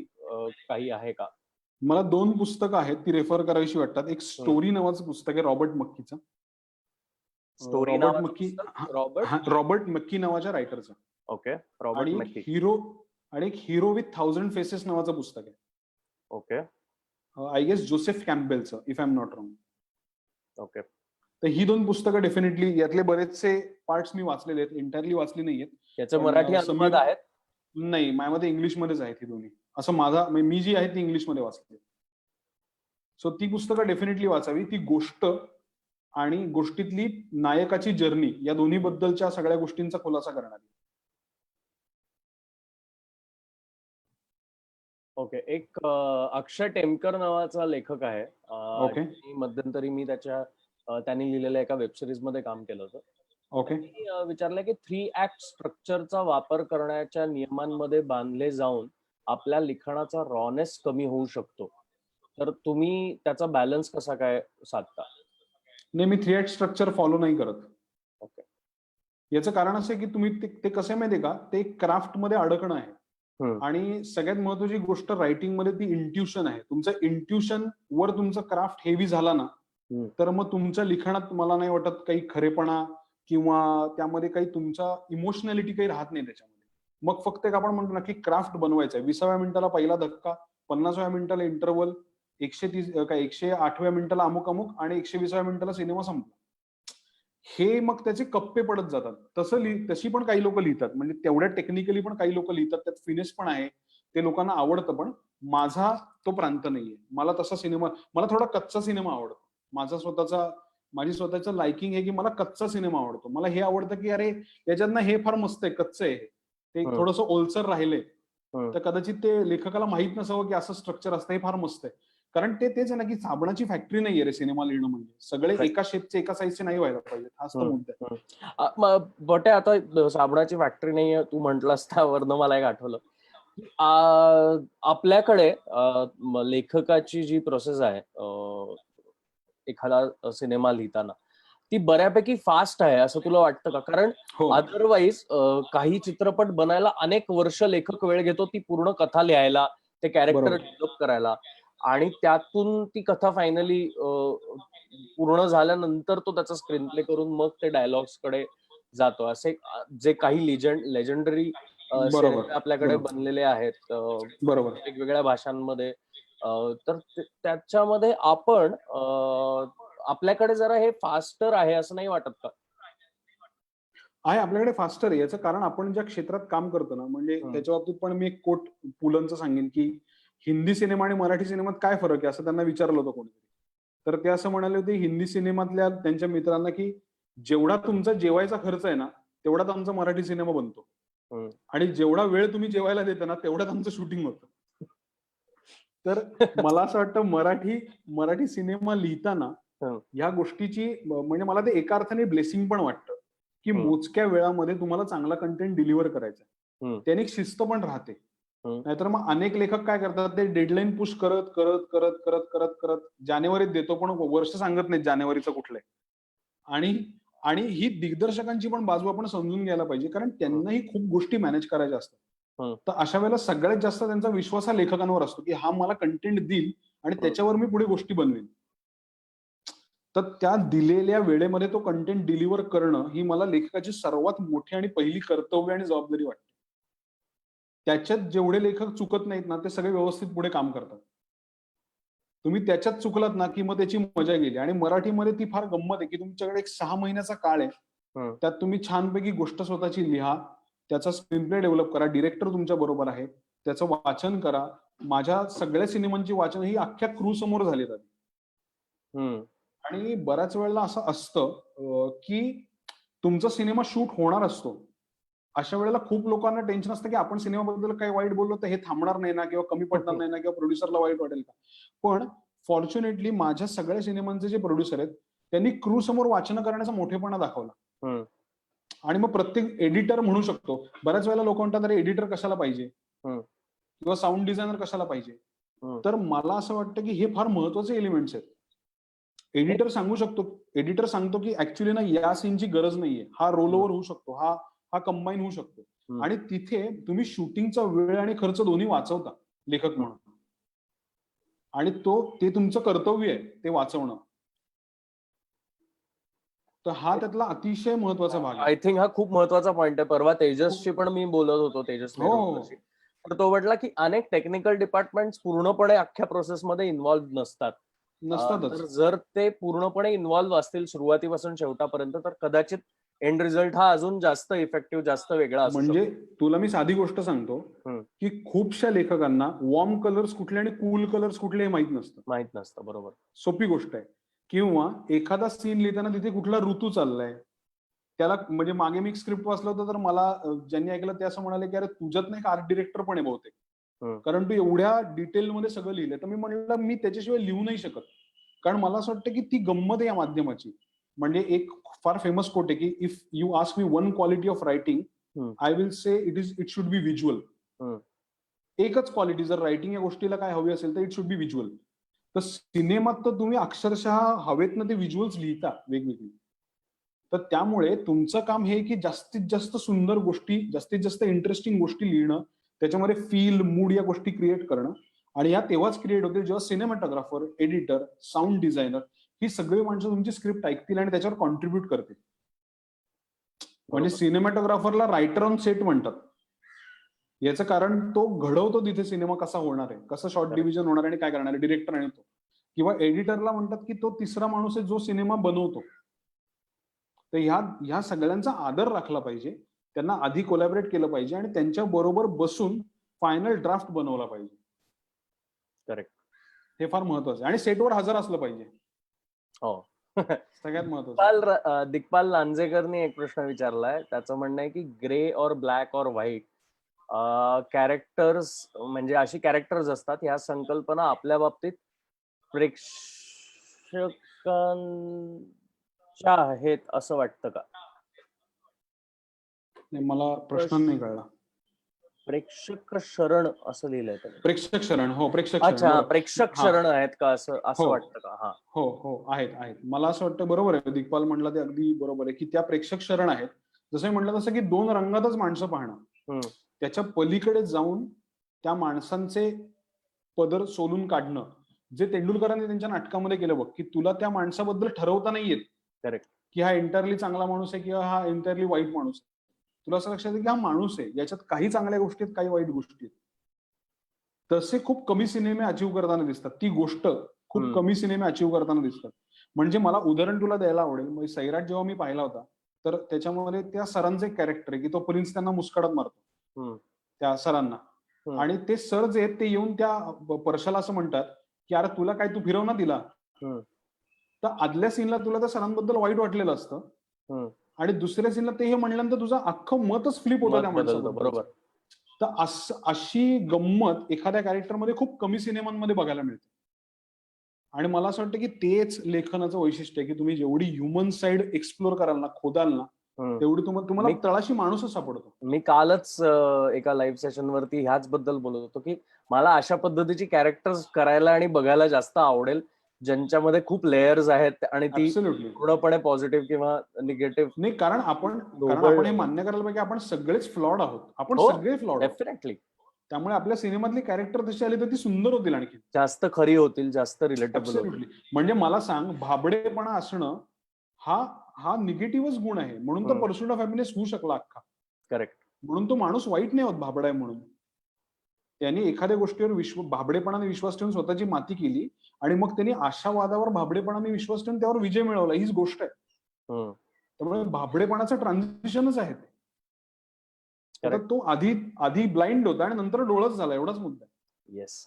एक प्रश्न आलाय कांदा लेलो या अकाउंट कडनं. हो, अमेझिंग फोटोग्राफर आहे मित्रांनो. ब्रिलियंट फोटोग्राफर आहे. मी त्याचे फोटोज फॉलो करतो. त्याचं असं म्हणणं आहे की असं कधी झालं आहे का की कथा तुम्ही लिहिल्यानंतर पटकथा मनासारखी नाही झाली आहे आणि तेव्हा तुमची रिॲक्शन काय असते? हो, खूप वेळा झाले. खूप वेळा झाले. मला तो प्रश्न वाचून मला माहित होतं की तुला हा प्रश्न आवडेल म्हणून मी लगेच. हो. नाही, याचं कारण असं आहे की जनरली असं होतं ना की जेव्हा तुम्ही पहिला ड्राफ्ट बघता ना सिनेमाचा तयार झालेला, एडिट झालेला, तेव्हा तुम्हाला तो कधीच नाही आवडत. कधीच नाही आवडत. म्हणजे मी समीरला दर फर्स्ट व्ह्यू नंतर केलेला फोन आहे की मला असं वाटतं की काहीतरी माझं चुकलंय, काहीतरी कमी पडलंय आणि मी स्वतःत काहीतरी बदलायला पाहिजे. हे मी दरवेळेला त्याला म्हटलं की मला वाटतं अजून मी काहीतरी करायला पाहिजे, हे नाही मला आवडत. पण कसं आहे ना, तो सिनेमा घडण्याची एक प्रोसेस असते आणि बऱ्याच वेळेला तुम्ही जे काही मात्या खाल्ल्यात ते एडिटर बरोबर लपवतो, त्याच्यावर काहीतरी इंटरेस्टिंग गोष्टी चढवतो. तो सांगतो की ह्याची आवश्यकता नाही आणि तुला हा प्रॉब्लेम जेवढा मोठा वाटतोय तेवढा तो नाहीये. तर असं बऱ्याच वेळेला होतं की स्क्रीन प्ले बनवताना सुदैवाने माझ्या बरोबर अशी लोक होती. आदित्य पण मी त्यातलं नाव घेईन, सरपोतदार खूप मोठं नाव आहे आणि आदित्य बरोबर मी तासन तास शेकडो वेळा ही डिस्कशन्स केलेत, पॉसिबिलिटीज काढल्यात. कारण एका गोष्टीवर मी आदित्य, मी समीर, आमचा विश्वास आहे की आम्ही आधी आमच्या स्क्रिप्टचा पंचनामा पूर्ण केलेला आहे. म्हणजे नंतर कोणी त्याचा वाभड काढण्यापेक्षा आपणच आधी काढू की याच्यात हे कशाला आहे, ह्याचं काय आहे, त्याचं काय आहे, याचं काय. म्हणजे तुला आठवत असेल आपण घरी जायचो आणि मी आदित्यकडे डिस्कशनला जायचो तेव्हा सगळे मला म्हणायचे की हा गुहेत चाललाय, याची फक्त जाणारी पावलं दिसतात, येणारी दिसत नाही. असं एक फेमस आपल्या गरीब सेईंग होतं. पण याचं कारण तेच होतं की काय महत्वाचं आहे, आपणच आधी बोलू, आपणच आधी त्याचं डिसेक्शन करू, म्हणजे नंतर जे प्रश्न येतील त्याला आपण तयार असू की ओके हा क्रिएटिव्ह चॉईस होता, आम्ही याच्यासाठी केला, हा स्क्रीन प्ले मध्ये ही गोष्ट याच्यासाठी आहे. त्याचा खूप फायदा झाला आणि क्लासमेट्स नंतर फास्टरपणे करायला त्याचा खूप फायदा झाला. त्यामध्ये खूप प्रिसिजन आलं, खूप मोजक्या दिवसात शूट करू शकलो, खूप बांधेसूद लिहू शकलो. हे सगळं आदित्य आणि रितेश सरांमुळे शक्य झालं त्यावेळेला. एक प्रश्न आलाय अक्षय हजारेचा, शॉर्ट फिल्म लिहिताना आणि फुल लेंथ मूवी लिहिताना काय काळजी घेतली पाहिजे? शॉर्ट फिल्मचं मला माहित नाही, मी त्या बाबतीमध्ये मी अनभिज्ञ आहे, म्हणजे शून्य मला नॉलेज आहे. मला वाटतं की हा प्रश्न आपण असा घेऊया की एखादी कथा डोक्यात आल्यानंतर त्याचं फीचरसाठी कथा विस्तार करताना काय काळजी घेतली पाहिजे? हो, काही नाही, मला असं वाटतं की प्रायव्हेट राहिलं पाहिजे त्याच्या लिखाणाबद्दल. आता तुम्ही पाहिलं की लोक पहिलं पान श्री किंवा ओम असं लिहून त्याचा फोटो टाकतात आणि लिहितात रायटिंग, असं इंस्टाग्रामवर टाकतात किंवा इंटरवल असं मी पण एक दोनदा केलेलं आहे. पण मला असं वाटतं की त्या सोशल मीडियाच्या आहारी न जाताना ड्राफ्ट पूर्ण करणे हा त्याच्यावरचा सर्वोत्तम उपाय. मग तो स्टोरीचा असो, 8 पेजरचा असो, 16 पेजरचा असो, ट्रीटमेंटचा असो, स्क्रीन प्लेचा असो, त्या सगळ्याचा ड्राफ्ट पूर्ण करणं, तयार ठेवणं हे त्यातलं सगळ्यात महत्वाची गोष्ट आहे. सोशल मीडियाच्या नादी न लागता. आपण काय होतं, म्हणजे माझंही होतं की ते लाईक्स मिळवायच्या नादात आणि लोकांना ओरडून सांगायच्या नादात की मी लिहिलेला आहे नवीन सिनेमा किंवा माझं काम चाललेलं आहे, याच्या नादात बऱ्याच वेळेला आपण खूप डिबॅकल करून घेतो स्वतःचं. कारण मी याचा अनुभव घेतलाय की ज्या दिवशी तुम्ही टाकता ना त्याच्या दुसऱ्या दिवशी तुमची एनर्जी कमी होते, तुम्हाला अकम्प्लिशमेंटचा फील येतो की अरे हे तर मी आता करून चुकलंय, हे माझं झालंय आणि वास्तविक ते 10% पण झालेलं नसतं. करेक्ट. सो त्यामुळे मला असं वाटतं प्रायव्हेट राहणे, स्वतःच्या लिखाणाबद्दल पूर्ण होईपर्यंत प्रायव्हेट राहणे आणि पूर्ण झाल्यानंतर पब्लिक राहणे हे फार महत्वाचं आहे. कारण खूप लोक त्याच्याबद्दल तुम्हाला मत देतात, ते घेणं गरजेचं openly. It's very important. Correct. मगाशी आपण जो मुद्दा बोललो तोच थोडासा या प्रश्नात आलाय. त्यांचं म्हणणं आहे सिनेमा करताना अनेकदा कॅरेक्टर्स एकांगी दाखवले जातात किंवा एखाद्या गोष्टीची फक्त एकच बाजू दाखवली जाते, हे कुठेतरी बदलायला हवंय का, असं स्वप्नील कोळे विचारतात. हो, डेफिनेटली. याचं कारण तुला सांगू का, आपल्या संस्कारांमध्ये आता लहानपणापासून माझ्यावर काय संस्कार होता की दारू पिणारी माणसं वाईट असतात फॉर एक्झाम्पल, किंवा अरे बापरे सिगरेट उडणारी माणसं वाईट असतात. आता माझ्या डोक्यातनं हा समज जायला काही वर्ष लागली मला. असेच अनेक समज प्रेक्षकांच्या पण मनात आहेत. करेक्ट. की अमुक करणारा माणूस म्हणजे वाईट. आता तुम्ही जर क्लॉकवर्क ऑरेंज सारखी फिल्म पाहिली स्टॅनली क्युब्रिकची, तर त्याच्यामध्ये लोकांच्या घरात जाऊन दरोडे घालणारा आणि बायका पुरुष सगळ्यांना मारून काढणारा माणूस त्याचा हिरो आहे, त्याचा प्रोटॅगॉनिस्ट आहे त्या फिल्मचा. त्याच्याबद्दल अख्खी फिल्म आहे आणि तो सायकोपॅथ आहे याबद्दलच फिल्म आहे. तर अशा कथा म्हणजे आपल्या महाराष्ट्रामध्ये अशा अत्यंत खुंखार केसेस घडलेल्या आहेत. जोशी अभ्यंकर खून खटला असेल, अंजनाबाई गावित प्रकरण असेल, असंख्य प्रकरण अशी घडलेत ज्यामध्ये आपल्याला माणसांचं व्यापार बघायला मिळालाय. तो किती क्रूर आहे, त्याच्यामध्ये काय डार्क शेड्स आहेत. पण तो सिनेमामध्ये अजून कोणी लिहित नाही, तो ऍक्सेप्ट नाही केला जात सिनेमा. मला पट्या हे मी परवा सम्याशी पण बोलायचा प्रयत्न केला किंवा अजून काही जणांशी, मला हे नेहमीच जाणवतं की आपल्याकडे काही वेळेला ना चित्रपट बनवताना असे जे काही मुद्दे आहेत, की अशी जी काही कॅरेक्टर्स आहेत, जशी फ्लॉड कॅरेक्टर्स आहेत, ती पडद्यावर दाखवायला आपल्याला प्रेक्षकांकडनं, जसं हेमंत परवा खूप चांगला बोलला, की आता एकच सेन्सॉर बोर्ड राहिला नाहीये, अनेक हो. सेन्सॉर बोर्ड तयार झाले 100%. की 100%. लोक फिल्मचा प्रोमो आल्यानंतरच तो हाणून पाडतात. तर मला वाटतं की ती महत्वाची गोष्ट आहे. एकच मिनिट. यात महत्वाचं मला काय वाटतं माहितीये का? हा. मला असं वाटतं की हेमंत म्हणला ते 100% बरोबर आहे. आज लोकांच्या भावना न दुखावता काम करणं हा फार मोठा टास्क झालाय. मी तुला खरं सांगतो. कारण उद्या तुला मी साधी गोष्ट सांगतो की तुम्ही कुठल्या एका विलनचं नाव लिहिलं आणि ते नाव एका स्पेसिफिक कम्युनिटी बद्दलचं असेल, रिप्रेझेंट करणारं असेल, तर इमिजिएटली त्या कम्युनिटी मधनं असं येऊ शकतं की तुम्ही आम्हाला कसं स्टिरियोटाईप करताय. म्हणजे एवढ्या थिन लाईन्सवर आता आपण जगतोय, हो रे. एवढ्या थिन लाईन्सवर गोष्टी होत आहेत. तर अशा वेळेला आपला हेतू प्रामाणिक ठेवणं एक सगळ्यात महत्वाची गोष्ट, की आपल्याला कुठल्याही कम्युनिटीवर किंवा कुठल्याही समूहावर आपल्याला कमेंट नाही करायची, आपल्याला त्या माणसाबद्दल बोलायचं. हा त्यातला सगळ्यात महत्वाचा मुद्दा आहे. त्या माणसाच्या आत जाऊन शिरून बोलायचंय. आणि दुसरं, जे अनुराग कश्यपनी अनेक वर्ष केलं ना, he defended himself like anything. He defended his stories, his content, his presentation like anything. तेवढा बाणेदारपणा, तेवढी धडाडी, तेवढं धाडस प्रत्येक फिल्ममेकर मध्ये यायला पाहिजे. ते फार गरजेचं आहे. आणि त्याच्यासाठी प्रसंगी तुमची म्हणजे 4 गोष्टी खायची पण तयारी पाहिजे. म्हणून मी म्हणलं ना, की रायटर होण्यापेक्षा सिनेमाचा दिग्दर्शक होणं अवघड का आहे? कारण तुम्हाला स्टँड घ्यायला लागतो. तुम्ही रायटर म्हणून चुकलात, तुमचा डिरेक्टर उभा राहतो तुमच्यासाठी, की नाही आम्हाला असं दाखवायचं होतं. पण डिरेक्टर होणं is a very difficult thing. कारण उद्या तुमच्यावर प्रत्येक गोष्टीवर लोक प्रश्न विचारणार आहेत, तेव्हा तुमच्याकडे प्रत्येक गोष्टीचं उत्तर पाहिजे. हा फार अवघड तारंबळ आहे ते दिग्दर्शक होणं.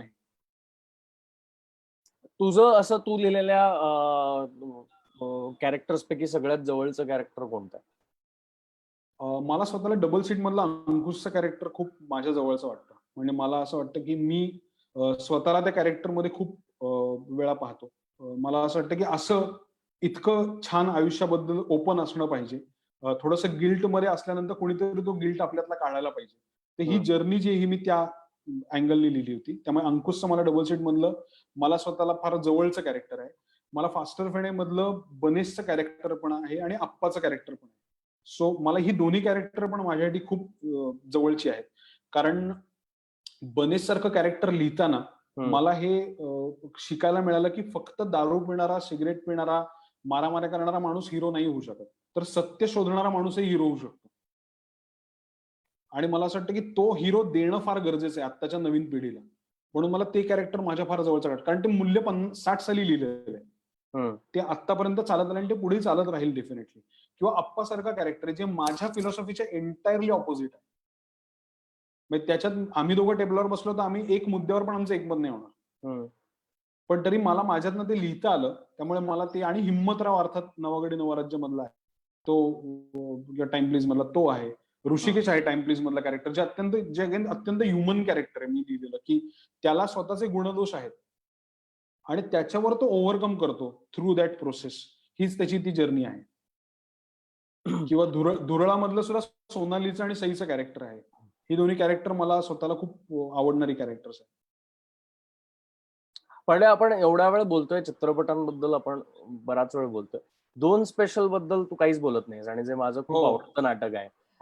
तर त्याबद्दल काय बोलशील? कारण मला वाटतं की ते नुसतं लेखक म्हणून नाही, दिग्दर्शक म्हणून सुद्धा तुझं कमर्शियल वरचं पहिलं दिग्दर्शक म्हणून तुझं कमर्शियल वरचं पहिलं, आणि त्यानंतर तू नाटक परत डिरेक्ट केलं नाहीयेस किंवा लिहिलं पण नाहीयेस. सो त्या नाटकाबद्दल काय सांगतो? नाही, त्या 2 स्पेशलच्या बाबतीतला अनुभव असा होता की अनेक वर्ष ती कथा मी वाचली होती आणि असं वाटत होतं की याच्यावर काहीतरी आपण करायला पाहिजे. सो त्याच्यावरती लिहिलं आणि दिग्दर्शन करण्याचा निर्णय मी अशासाठी घेतला कारण मला कुठेतरी असं वाटलं की ही जी कथा आहे याचं जे काही होणार आहे ते सगळं आपण करू, ते सगळं आपण ठरवूया काय करायचं ते. म्हणजे बऱ्याच वेळेला असं होतं ना की तुमची एखादी गोष्ट असते आणि ती एखाद्या माणसाच्या हातात पडल्यानंतर तुमच्या मनासारखी होत नाही. जे मी मगाशी म्हटलं की ती आपल्या मनासारखी होत नाही.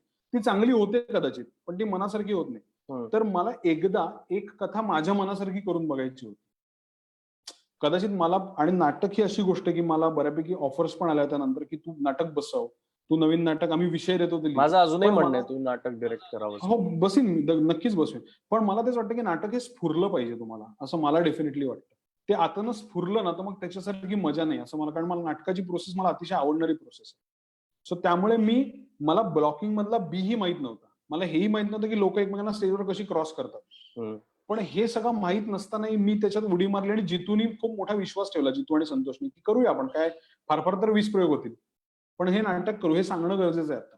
आणि मग त्यातनं ते हळूहळू शिकत गेलो आम्ही. आमची एक पद्धत तयार केली, आमची एक पद्धत शेपअप केली, सीन डिझाईन आमच्या पद्धतीने तयार करून बघितलं आणि फार मजा आली, प्रचंड मजा आली ते करताना. मी नवीन आता नाटक लिहितोय नवीन, सो त्याच्यावर काम चालू आहे. ते कदाचित मी बसवणार नाही, ते मी फक्त लिहितोय, त्याच्या पुढचं कदाचित बसवीन. पण मला असं वाटतं की त्या वेळेला ती मजा घेणं त्या प्रोसेसची, हा मुद्दा फार महत्वाचा आहे. पट्या, काल मी तुझ्याशी बोलत होतो तेव्हा आपण एडिटिंग बद्दल बोललो, की अनेक वेळेला आपण लिहिल्यानंतर गोष्टी एडिट होतात आणि फायनल रिझल्ट मध्ये काही सीन दिसतच नाही. माझं हे पर्सनल दुःख आहे, कारण क्लासमेट मध्ये माझे काही सीन एडिट झाले आणि जे मला नंतर परत कधीच बघायला मिळाले. अरे हा कुठून आला असं. हो यार, माझे खूप लाडके सीन्स, खूप चांगले हे एडिट झाले नंतर एडिट टेबल. फैजल मला वाटतं ऑनलाईन आहे मगासपासून. अरे लवली. फैजल पण मला बरेचदा मी भेटल्यानंतर फैजल हा माझ्या सिनेमांचा दुसरा लेखक आहे असं मी मानतो. तर ह्या एडिटिंगच्या प्रोसेस बद्दल तू काय सांगशील, की काही वेळेला काही सीन्स एडिट झाल्यानंतर फिल्मला फायदा होतो डेफिनेटली, पण असं पण काही वेळेला होतं की जेव्हा आपण लिहिलेल्या गोष्टी एडिट झाल्यात आणि वेगळंच काहीतरी दिसतंय, पूर्ण अर्थ पोहोचत नाही, त्या वेळेला काय लेखक म्हणून तुझी भूमिका? नाही, एका पॉइंट पर्यंत तुम्ही बेटरमेंटसाठी आर्ग्यू करू शकता, एका पॉइंट पर्यंत.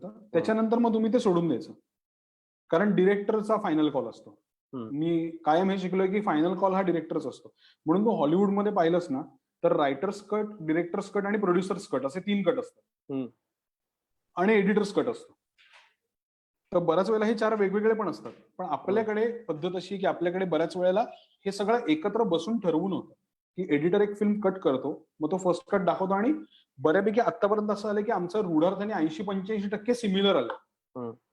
आणि फैजल इम्रान किंवा फैजल बरोबर मी जास्त इंटरॅक्ट केलंय, ही अशी माणसं आहेत ना की यांना यातला एवढा अनुभव आहे ना की त्यांच्या एक ऍक्शन मधनं पण तुम्हाला शिकायला मिळतं की ओके ही गोष्ट आहे ना की हा म्हणतो ही अशी होणार आहे.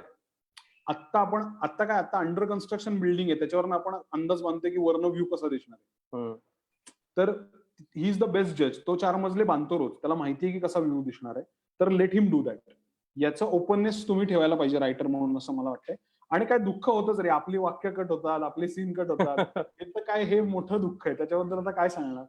मग ते दुसऱ्या कुठल्या तरी फिल्म मध्ये जातं कधीतरी, त्यामुळे त्याचा आनंद पण वाटतो. पण ते तुला निकाल लेखक म्हणून दुसऱ्या कुठेतरी सीन मध्ये, कुठल्या तरी फिल्म मध्ये वापरता तरी येतो. तोही ऑप्शन नाही गेलं बाबा. बरोबर आहे. एक हे आलंय, प्रश्न आलाय की कथा लिहायला मला नक्कीच आवडेल, मी कथक डान्सर असल्याने या बाबतीत नवीन आहे, पण त्याची बेसिक सुरुवात कुठून करावी प्लीज सांगाल का? मानसी पाठक कुलकर्णी. थांब, तू याचं उत्तर देऊ नको, मीच सांगतो. मानसी ताई, क्षितिजनी एक नवीन चॅनल सुरू केलेलं आहे, रायटर्स फर्स्ट नावाचा, युट्यूबवर. 500 सबस्क्रायबर होतील आज. याला 500 सबस्क्रायबर होतील आज, तर तुम्ही त्याला फॉलो करा. तिथे अशा पद्धतीचे अनेक गोष्टी डिस्कस केल्या टाकणार आहे, ज्या डिस्कस केल्या जाणार आहेत. सो तुम्हाला नक्कीच कळेल तिथे कुठून सुरुवात करता येईल. आणि आपण आता थोडस शेवटाकडे जाऊया, कारण मला वाटतं ऑलमोस्ट 1 तास गेला. सो पट्या, फायनली या गोष्टीकडे मी येतो की तू हिंदीमध्ये आता नवीन एक संग्रह लिहितोयस, काव्य संग्रह. तर त्याबद्दल काय सांगशील, आणि त्यातलं काही सादरीकरण त्या नोटवर तुला एंड करायला आवडेल? अरे लवली. सो मी आता हिंदी सिनेमांची गाणी लिहितोय, हे मला या माध्यमातून सांगायला आवडेल. ते कोणाबरोबर काय करतोय ते मी सांगेन ती योग्य वेळ आल्यानंतर. पण खूप चांगलं, खूप इंटरेस्टिंग प्रोजेक्ट आहे, खूप चांगलं काम झालंय, गाणं बनून तयार झालंय, रेकॉर्ड झालेलं आहे. आणि हिंदी कवितांचा संग्रह सुद्धा मी स्वतःचा तयार करतोय, त्याच्यावर पण काम चालू आहे. आणि तो मुंबई शहराबद्दलचा संग्रह आहे. सो मला गेल्या 7-8 वर्षात मुंबई जशी दिसली त्याबद्दल तिथल्या वेगवेगळ्या जागांवर जी मी टिपणं काढली त्याच्याबद्दलच्या त्या कविता आहेत. सो ते एक आहे. आणि हिंदीचा गेले 1-2 वर्ष मी अभ्यास जास्त सुरू केला होता. मी बऱ्यापैकी उर्दू शायरी वाचली. मी राहत इंदोरी, मुनव्वर राणा, वसीम बरेलवी यांचे काही काव्यसंग्रह वाचले. काही मुशायरे मी स्वतः जाऊन अटेंड केले. सो त्यातनं त्या भाषेबद्दलची एक गोडी तयार झाली. आणि मला असं वाटलं की मराठी सिनेमा आणि गाण्यांच्या बरोबरीनेच किंवा थोडंसं जास्त माझं पोषण हे हिंदी सिनेमा आणि हिंदी गाण्यांवर जास्त झालेलं आहे. सो मला त्यात लिहायला जास्त आवडेल. मी 2 ऑलरेडी हिंदी सिनेमे लिहिलेले आहेत. त्याचं काम आता चालू आहे. सो या सेशनचा एंड मला त्यातल्या एका कवितेने करावासा वाटतोय. ती कविता अजून प्रदर्शित किंवा प्रकाशित झाली नाही, अजून 6 महिन्यांनी होईल. तुझा प्रकाशक म्हणून पण एक वेगळा अनुभव आहे तो सुद्धा या निमित्ताने जर तुला सांगावासा वाटला. मी दर्या नावाचं एक पुस्तक तयार केलंय टीनेज मधल्या मुलांसाठी आणि त्याच्या वरच्या वयोगटासाठी. ते मराठीतलं आत्ताचं पहिलं इलस्ट्रेटेड नॉव्हेल आहे आणि ते ऑनलाईन ई-बुक स्वरूपात उपलब्ध आहे. तुम्हाला किंवा तुमच्या मुलांना ते बघायला डेफिनेटली आवडेल वाचायला. बरीच जण असे आहेत की जे म्हणजे आपल्याकडे आपण टेंडन्सी पाहिली तर 1100 प्रतींची पूर्वी एक आवृत्ती असायची मराठी पुस्तकाची. ती आता 500 झाली आहे. लवकरच ती 250 होईल. सो 13 कोटी मराठी बोलणाऱ्यांमध्ये 250 पुस्तकं पहिल्या प्रतीत खपत नाहीत. ही शोकांतिक आहे. सुदैवाने आमची 2000 खपली आणि जी उरलेली पुस्तकं आहेत ती आम्ही महापालिकेच्या शाळांमध्ये आणि पुण्याजवळच्या गावांमध्ये शाळांमध्ये मुलांना वाटली आहेत. त्यांनी वाचावं म्हणून. सो तो एक्सपिरियन्स चांगला आहे आणि मी प्रकाशन करत राहणार आहे. कारण मला इंटेलेक्च्युअल प्रॉपर्टी राईट्स माझ्याकडे ठेवायचे.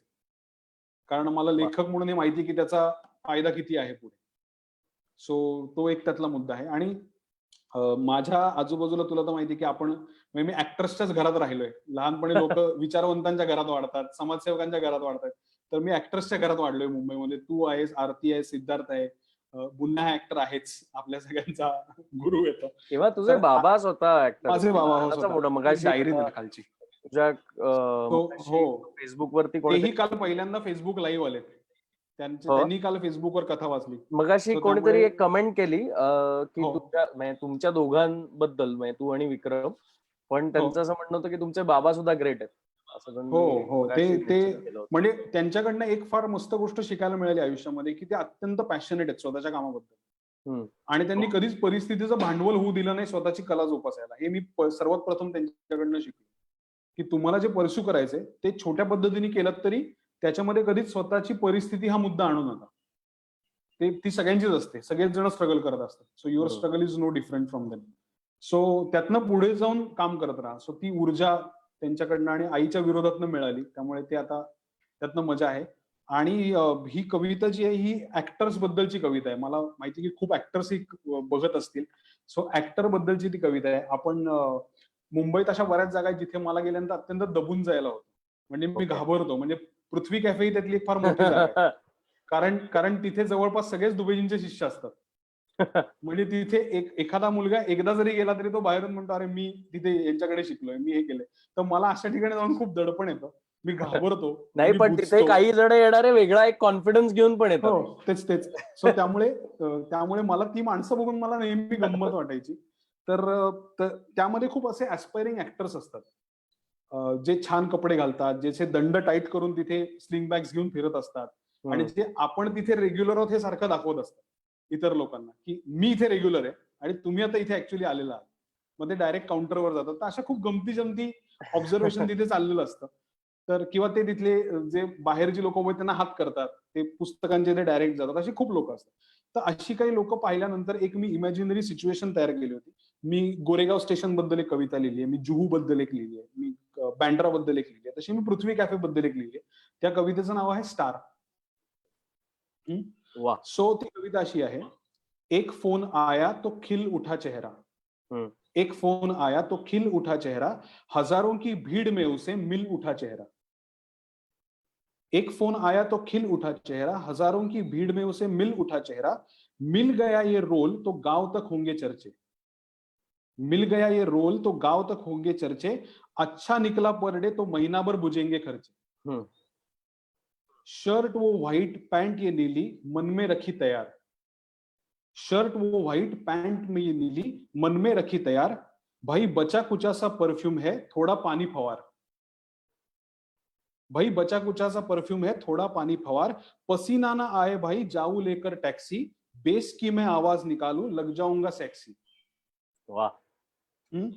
सिलेक्शन अगर हो गया मेरा सिलेक्शन अगर हो गया तो डाल दूंगा जान, कास्टिंग डायरेक्टर भी कहेगा व्हाट अ टैलेंट मैन, हंसकर वही से बाहर आके घर पे करूंगा फोन.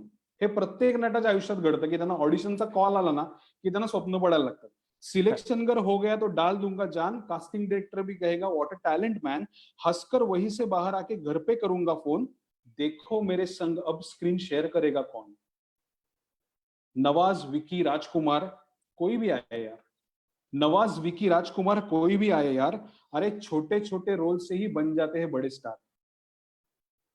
पृथ्वी कैफे में बैठे बैठे हो गया वो बिल्कुल सेंटी, पृथ्वी कैफे में बैठे बैठे हो गया वो बिल्कुल सेंटी, इतने में उसके फोन की फिर से बज गई घंटी, इतने में उसके फोन की फिर से बज गई घंटी, नाम पूछा लड़की ने तो सपने से ये जग गया, नाम पूछा लड़की ने तो सपने से ये जग गया, उसने कहा सॉरी पहले गलती से नंबर लग गया. वाह वाह वाह वाह, अशी ही कविता आहे. क्या बात. पट्या, थँक्यू सो मच. आणि थँक्यू. मला वाटतं अजून अनेक मुद्दे आहेत, अनेक प्रश्न आहेत जे आपण खर तर राहून गेले डिस्कस करण्याचे, पण वेळ कमी पडेल आपल्याला. पण या नो प्रॉब्लेम. थँक्यू. मजा आली. गोष्टी कव्हर करता आल्या आपल्याला, किंवा पडद्यामागच्या अशा काही गोष्टी बोलता आल्या ज्या आपण जनरली बोलत नाही, ओपनली बोलत नाही, शेअर करत. राईट. सो त्या निमित्ताने मजा आली. आणि थँक्यू तू पडद्यामागचं मध्ये बोलायला वेळ दिलास. थँक्यू. कोणी लाईव्ह जॉईन झालेत त्यांना सुद्धा खूप खूप थँक्यू. अमित फाळके टाळ्या वाजवतायत. थँक्यू अमितजी. रिॲक्शन आलेली आहे. थँक्यू. आणि परवा अमित फाळकेंसोबत लाईव्ह सेशन असणार आहे. अरे लवली, कमाल, प्रचंड जनसमुदाय येणार आहे. आय होप सगळेजण पुन्हा याच 100% येतील. आणि नंदिनी मावशी म्हणते love you both. Yes, love you Nandini मावशी. थँक्यू. तो थँक्यू सगळ्यांना.